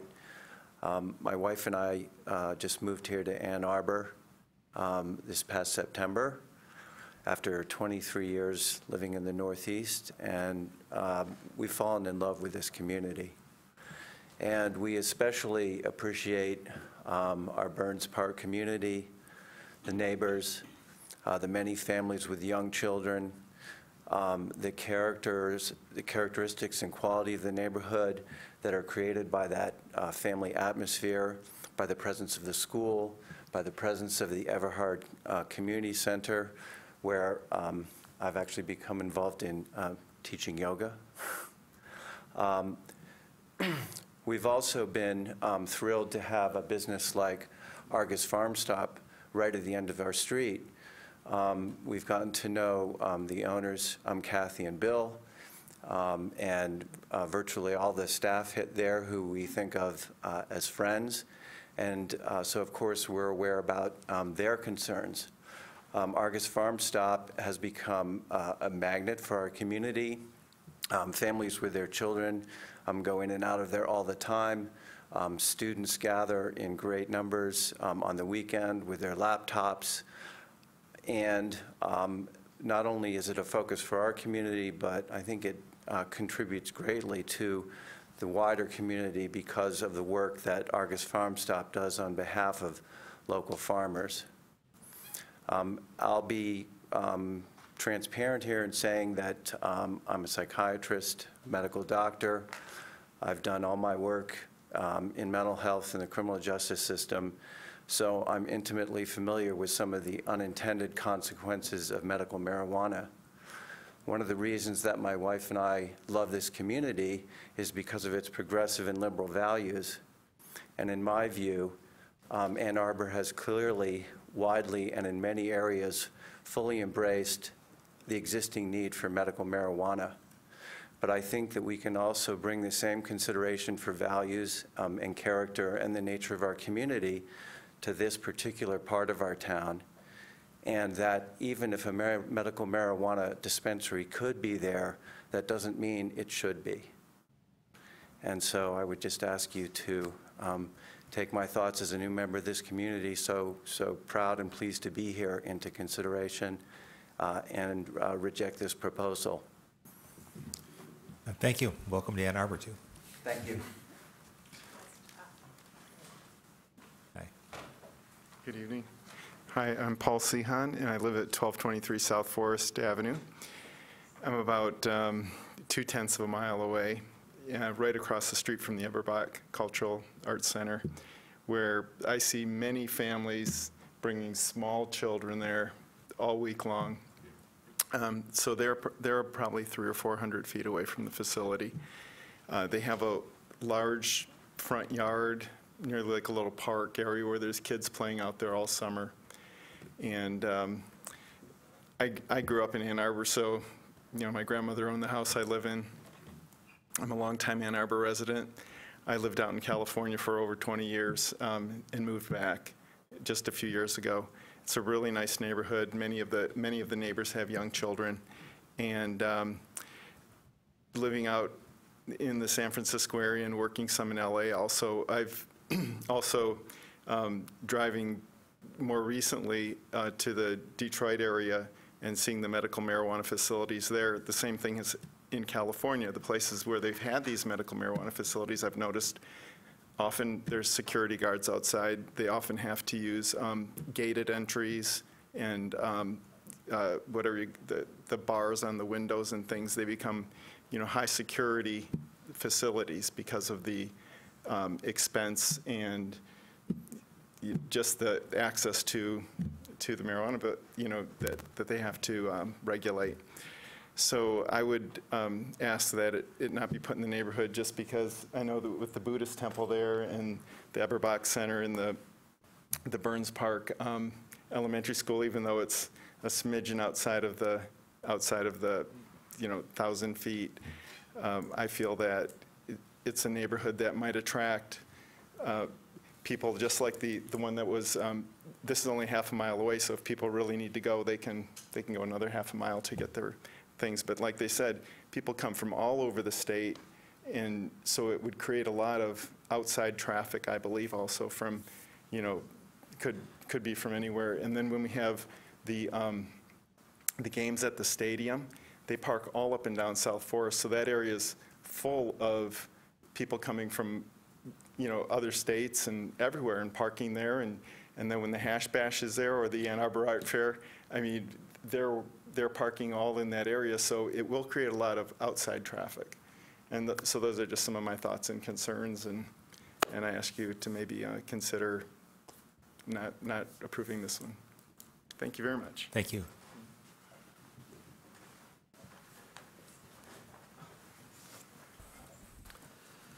Alex DePerry, 2593 West Town.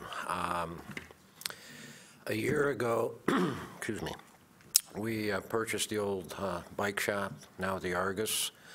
I think you've all seen the transformation that has occurred there.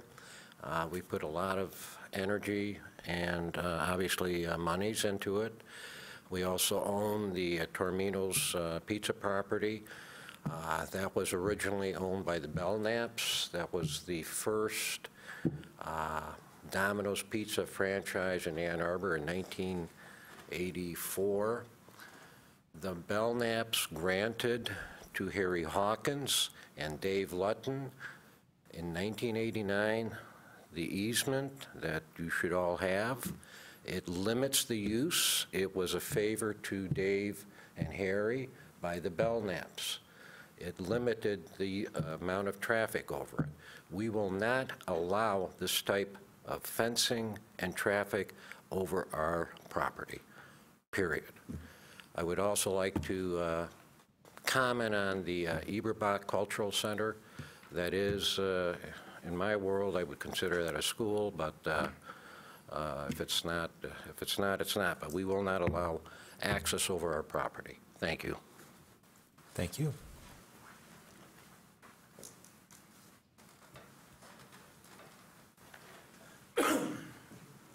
My name, again, is Dave Fisher, and though I wasn't prepared to discuss this, other people brought it up.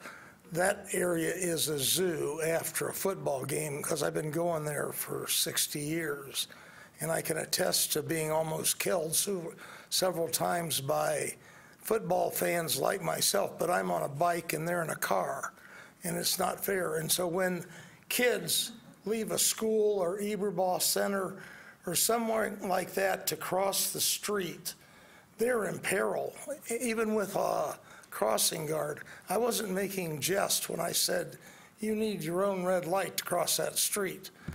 As for one thing that someone brought up, and I didn't even realize it, I believe the legal width of a truck is 8 feet wide, and that's not at a perpendicular intersections, it's on an angle. So if the truck gets in there and is about to take out the building and he stops and he backs up traffic for somebody who's going to cut in on a Packard because they don't want to wait, we're going to have somebody get killed. And I hate to say that, but I believe it's true. Thank you for your comment. Anyone else?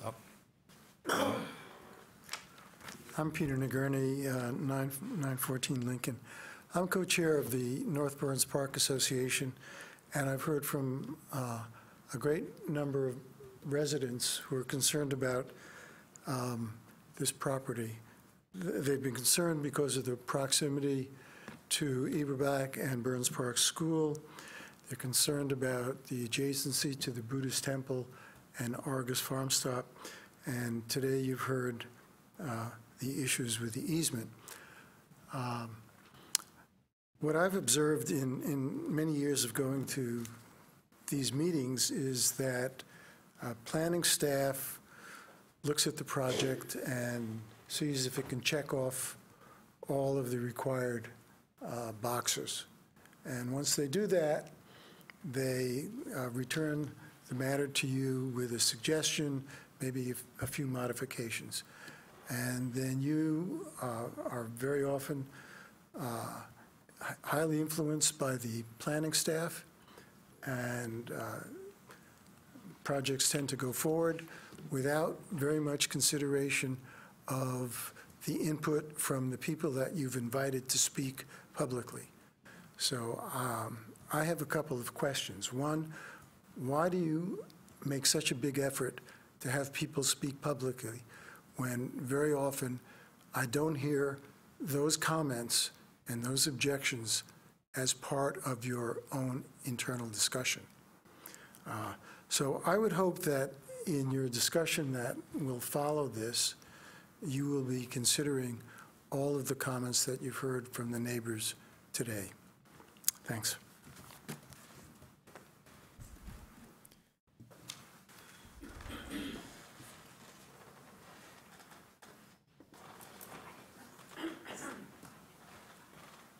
Hi. I'm Carolyn Heyman. I live at 1204 Wall Street, and you can see the property from my house. I wasn't going to actually say anything, but I think it became kind of clear when Peter was talking that here's a guy who says he's been in the neighborhood all this time and has been a great neighbor, which I can attest. I don't really count him as a great neighbor, but where are his people? Where's anyone in support of this project from the neighborhood? There's literally no one. So I think that kind of speaks volumes. So that's all I have to say. Thank you.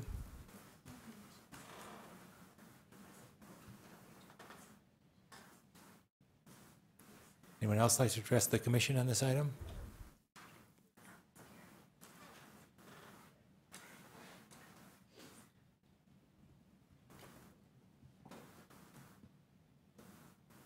All right, seeing no one else, if there's no one else coming forward, we're going to close the public hearing. And we'll begin by reading the motion, which again is quite lengthy, and we'll have commission discussion after that. The proposed motion reads, the Ann Arbor City Planning Commission, after hearing all interested persons and reviewing all relevant information, including an accompanying site plan, finds the petition substantially meets the standards of Chapter 55 zoning ordinance, Section 5:104, special exceptions, and Section 5:50.1, regulations concerning medical use of marijuana, and therefore approves the 1202 Packard special exception use for a medical marijuana provisioning center. This approval is based on the following findings. One, the proposed use will be consistent with the C1 local business district, which is designated solely to serve the needs of the surrounding residential neighborhood, providing goods that are day-to-day needs and are classed by merchants as convenience goods and services. Two, proposed use will not adversely impact traffic, pedestrians, bicyclist circulation, or road intersections based on the location. Packard Street provides access to the site, and the proposed use is consistent with other surrounding uses' traffic impact. Three, through documentation submitted by the petitioner regarding waste disposal, inventory tracking, security, and other methods of operation of the facility, the provisioning center will be operated in a manner that will not have an adverse impact on the neighboring properties or area and will not have a detrimental impact on natural features. This special exception use approval is based on the following conditions. One, the petitioner obtaining and maintaining both the state of Michigan medical marijuana license and a City of Ann Arbor medical marijuana permit, providing documentation to the planning services within 3 years of the City Planning Commission approval date of this petition. Two, the petitioner operating a medical marijuana business at this address within 3 years of the City Planning Commission approval date of this petition. Three, special exception use may occupy no more than 2,779 square feet. And four, the petitioner will install all site amenities shown on the site plan by July 1, 2018, and that the Ann Arbor Planning Commission approves the attached site plan which demonstrates compliance with the applicable special exception use standards as no physical development of the property is proposed. Commissioner moved this, Commissioner Mills seconded, Commissioner Milstein. Commissioner discussion, Commissioner Ackerman. Thank you, Mr. Chair. Just to clarify a couple points about process before we dive into this. Staff's role is to do a technical review. Their role is to check off boxes. We are dealing in matters of land use law, and it is their obligation and duty to both the petitioner and the residents that everyone be treated fairly, and they do so with a set process, with set standards, and within a set system. That said, I think some things raised tonight call some of this into question. I think it's completely fair and reasonable that we address those issues. For me, it's a bit simpler than all of that. When this body spent 8 months deciding how we would regulate medical marijuana inside of the city, we first had to look at what are the 5 uses of medical marijuana now legal under state law. We're dealing with provisioning centers tonight. And we decided that provisioning centers could potentially be built in manufacturing zones and commercial zones. We're dealing with a commercial zone here. When We also dictated that these facilities had to be outside of a 1,000-foot buffer from school property. This comes in at about, looks like 1,100 square feet, or excuse me, 1,100 feet from Burns Park's parcel, just outside of the limits of that buffer. However, what we also did was not say that provisioning centers could be granted by right. It is not a permitted use in a commercial district. It has to go through a special exemption use hearing, just like this.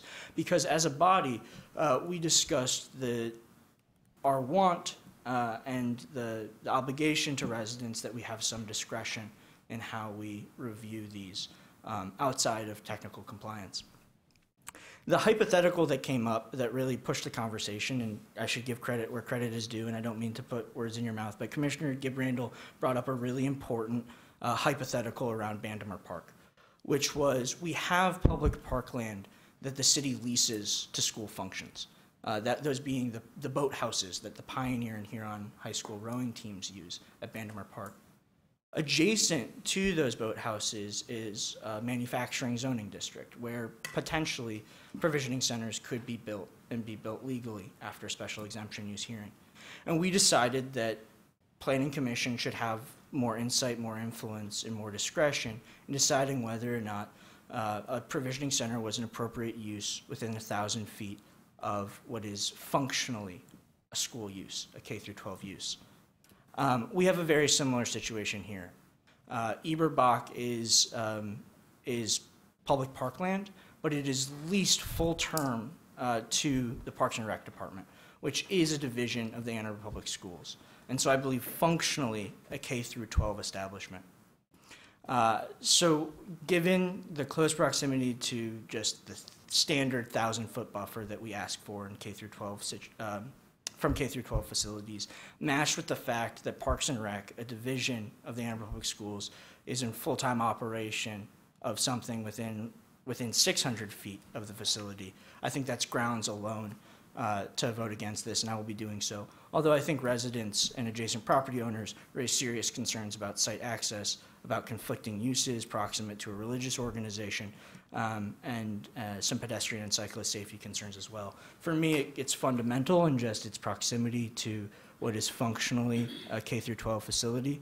But I encourage colleagues to ask questions if they need more input on site access, conflicting uses, and pedestrian and cyclist safety.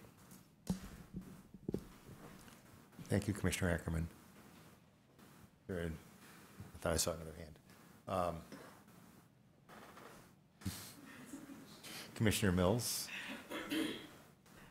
Thank you. I am going to address parking and site access. And my big concern, I go by this site an awful lot. Even prior to hearing that it was staff's recommendation to deny or to not let access be from Packard, was that that's a terrible access point. It's not only very narrow, and it's narrow for a long stretch, but what I'm most concerned about is that you have to pull onto the sidewalk in order to see the cars coming from the northwest. And that's a busy sidewalk. There are people there all the time, which is great. I mean, I love that Argus is there now. But because of that, it makes it really dangerous. And so at the very minimum, I think that I would amend the petition to say that they not only can't use it, but they have to close it. Like, I don't know removing the curb cut. I don't know if we can do that, but that's what I would propose to do for this. That then pushes the access off of Dewey, and it looks to me or it sounds to me, based on the information that we have, that that's not a feasible option. And so at the very least, we would need to postpone it to make sure that that's true. But that's the only way to get here. And even at that point, too, it just seems like that's a one-way, or how are people going to know to get there? And so instead, you're going to have people like driving around, and that just creates a bigger problem. So as I just don't see a feasible option right now on the site access and parking. And this is a place where you know, a lot of people do walk there, but this is going to be a use that I think people would drive to. And so you need to accommodate the cars that are coming. And there's not enough parking on Packard. And we know that during, you know, different times of the year, well, when school's in session, generally, like the neighborhood, the street parking is pretty full. So, so at the very least, I would suggest that this needs to be postponed. If not, if we don't postpone it, then this is something I won't be able to support as is.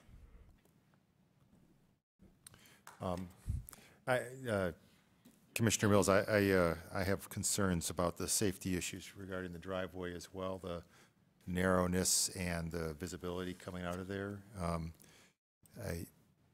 Clearly, from the owners of the easement, the grantors of the easement, have said that they would restrict access. And while I'm not a legal attorney, Mr. Munzel is an attorney and understands those things. And reading the language here, it does sound like they have within right to be able to restrict that access, meaning that that driveway would be the sole means in and out of the property for this. There's a operating dispensary, I won't name the one, but not far from my house on another side of town. It is not overrun with people, but there is steady traffic, I would say, cars, as well as people on foot and on bike. And I think that could be problematic on a site like this. First of all, ingress and egress of two vehicles at the same time at this location right by the light would raise a safety concern for me. So I think the petitioner may need to rethink how this works on this particular site, if it can work on this particular site.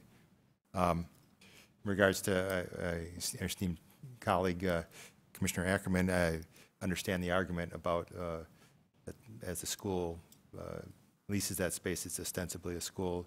I would leave that to people with a JD degrees to figure out whether that legally will hold. But to me, the safety concern is my primary concern and why I have a hard time supporting this. Commissioner Woods? Well, I think my colleagues have all eloquently expressed many of the ideas that I had as I was listening to this and reading this earlier today, and particularly in terms of the proximity to Eberbach Cultural Center. And, I think as we look at issues like this, we have to make sure that, that it makes sense. And in this case, I would find it hard to really be able to say it makes sense to put this facility in that location. And I also must say that I appreciate the point that was raised by the representative of the Buddhist temple as well. I think it's something that we should think about, where it was mentioned that her temple is a place where recovery groups are gathering. And on one hand, we have someone with a medical issue who needs the medication, and then on the other hand, we have folks who also have needs and for whom perhaps the proximity might be a triggering kind of a thing. And I think as a society, we do need to take that into consideration. And so I think because I underlined something here where it indicated that in the C1 local business district, businesses which might tend to be a nuisance to the immediately surrounding residential development are excluded, even though the goods or services offered might be in the convenience category or classification. And for me, that would be a reason why I would indicate that I would not be able to support this particular business at this location. So I will not be supporting it. Thank you, Commissioner Woods. Any other commissioner discussion, questions? Commissioner Trudeau. I don't have much to add, but for me, I just want to say I think looking at the resolution, the second finding, the proposed use will not adversely impact traffic, pedestrians, bicycle circulation. I think given the configuration of this narrow driveway, I think that's not true. through. I think that the driveway is clearly the hazard, and then the easement question becomes very real. And just reading this agreement, I am also not a lawyer, but it seems very clear to me that this is not an appropriate location for retail parking lot. I could see it being used by an office where you've got regular users who are low volume and know how to navigate the driveway and aren't creating a lot of traffic, but I can't see this. I don't think this is usable as a retail parking lot with lots of different customers coming in and out, and I don't think it'd work that way. One question I guess I would have related to that is if this were coming to us sort of as a site plan, would this zone require parking for retail use? Yes, it does require parking for retail use. Mm-hmm. Yeah, so in which case then I definitely don't think I can support this as is. Thank you, Commissioner. Any other comments? Commissioner Gibrandel? I echo everybody else's comments. The only thing I have to add is that I know that we need to draw a line somewhere in terms of the schools and things like that, but there is a certain amount of sniff test with this too, and I think one of the things that's different about this is that Wells is a major area where people are crossing from the school. There's a light there, and that's just a huge pathway, and that's the part of the kind of coarseness of the 1,000-foot thing is it doesn't really take those more fine-grained considerations into account about where people are actually walking from these places. You know, we have some of these bubbles we draw around these things have a highway going through the middle of them. You know, I mean, so they're pretty arbitrary. We have to start with something, obviously, but part of what we are allowed to have is some discretion with this particular use. So I feel like with the Eberbach, the school, and the school pattern of walking that really has a lot of kids walking in that area, and they're crossing areas right over there, that for me, the sniff test part doesn't work, in addition to all the other technical issues that everybody has brought up. And just to be clear, when you're saying that in terms of safety due to the traffic and the walking? Safety, yes. Yes. But also, just I think the proximity to a school, I think that functionally it is in the way that people move around that school. I think a lot of people, I know we're outside of the 1,000, and I know we're, closer to the Eberbach, which is, programmed so much for families and kids and things like that. But I do think that a lot of school kids go by this spot too, because they come down Agreed. Wells. I just want to be careful we don't give the wrong impression to the community that if children go by someplace in the street, that means that we can not allow things to happen there. I mean, I think right, but we have the 1,000 feet thing is so close to the edge of this. I guess that's part of, because we do have them in other, obviously people are walking by them all the time, but we do have the 1,000-foot thing, and it's close in this case. It is, yeah. Okay. Commissioner Ackerman? I just want to clarify, Eberbach isn't just programmed for school-aged kids, it is actually leased by the school district. So I just wanted to clarify there's a legal relationship there as well. Thank you.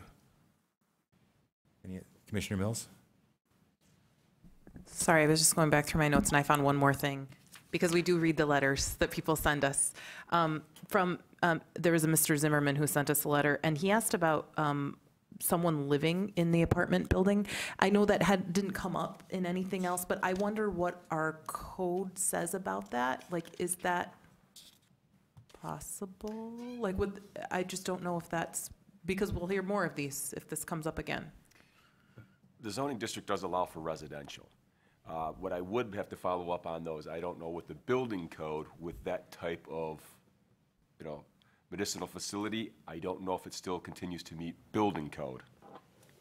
Got it. But as part of this proposal, it is not. There will be no residential as part of this proposal. Got it. So that might be the current use, but the proposal was not intending for there to be residential in the future. Correct. Got it. Thank you very much. Okay. Any other comments? Ready for a vote on this one? All those in favor, raise your right hand and say yes. All those opposed, say aye or You say no. No. No. No. That is actually a unanimous opposition. I don't know that that's happened before in recent memory.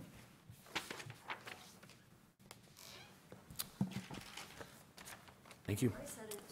Thank you. But I really appreciate your diligence. It's just an eye-opener to me to be here listening to your shit detecting and all of that on behalf of all of us. So thank you very much. Thank you. We have a couple items to finish up on business. I'm hoping we can get done before 11 and not need to do an extension. The next one is the 2018-2019 City Planning Commission meeting schedule, which I think you have. Mr. Leonard, is there something in particular you want to draw us attention to, or just make sure that we see this? I don't know if we've done that before. Have we adopted the calendar? Yes. Okay, take that back. So I don't have a written motion, but I guess the Commissioner Woods? I heard one of my colleagues say, could we agree not to meet on July 3rd, which is the day before the holiday? And I too would be in favor of that. I don't know whether or not it's something we can look at and see if there's another time, or if we just don't. We could cancel a meeting. Right, yeah. We may not have a quorum. Yes, you could, excuse me. You could remove that meeting from your proposed calendar now, or you could keep it here. Often with meetings like that, we do sort of do a poll ahead of time to see if people are going to be around. Sometimes I am cagey and don't tell you for what purpose. But if there's a sense now, I would suggest striking the meeting from the calendar now. Any other commissioners have a compelling reason to keep this? If the people need me to work, I'll work. Are you running for office? Nice. Not until 2020. Nice. So one thing we will have a motion, and we can state that meeting be not included in that. Any other comments, questions about the calendar dates? That was good for you to note that right away. I mean, I might want to strike the one that's on my birthday. How will we bring you cake? Someone else needs to remember that. By The old planning manager used to do that kind of thing. Oh, wow, Brett. Oh. Wow, those are the good old days. And we won't tell you which date, so you just have to bring them to all of them. You can call her. And there was candy. There was candy. Yes. Well, Yeah, but now you have me.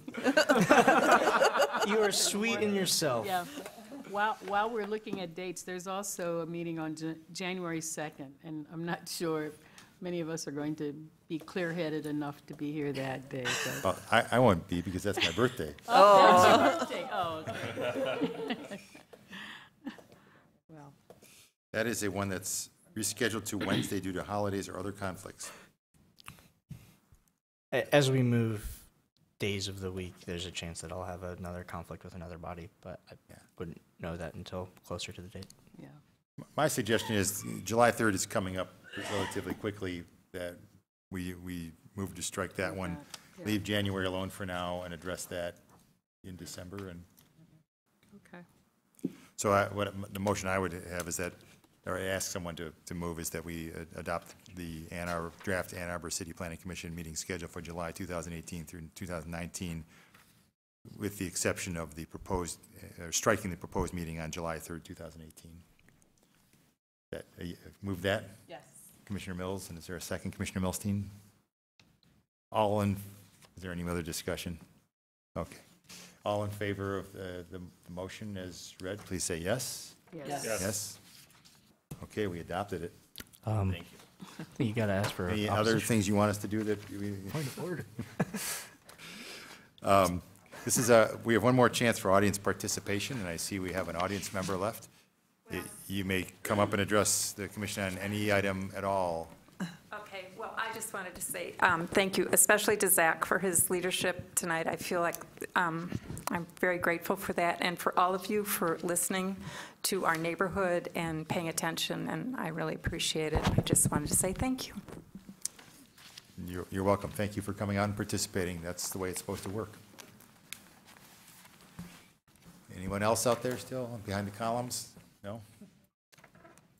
All right, we'll be done with audience participation. The last item before adjournment is commission proposed business. Is there any commission proposed business? Retreat? Anything that we need to say? No, I think we have it set. I'm putting together the agenda for the morning, and hopefully it'll be productive. So as a reminder, we're going to focus on ordinance, sort of the Zorro 2.0, as we've been off to say. So if you have any suggested ordinance changes that you'd like to make sure as part of that discussion, I'd really like us to spend some time in prioritizing how we want to tackle those. Is it here? I don't know yet. Somewhere. Somewhere within the city limits, to be more. Probably. Probably, yeah. Okay. Commissioner Ackerman. Very quickly, just a reminder, whatever your views on the Y lot, please make sure you contact your city council representatives. It's one of those pivotal moments in the city's future. Thank you for that reminder. Hopefully all of us will feel compelled to reach out and do that. In fact, copy all of us. I'm looking at where people live, and it's better to copy all of us. All right. Any other commission proposed business? I just have one. I'd like to, even though they didn't win last night, I'd like to congratulate the U of M men's basketball team. Never thought they would get to the final game, and they had a tough opponent. So if you hear that at home pool while you're actively watching Planning Commission, game well played. And men's hockey this weekend. And men's hockey this weekend, absolutely. Go blue all around. Just hasn't come yet, so it's. I will entertain a motion for adjournment. Commissioner Milstein, seconded by Commissioner Weatherby. All in favor, say yes. Yes. Yes. We are adjourned.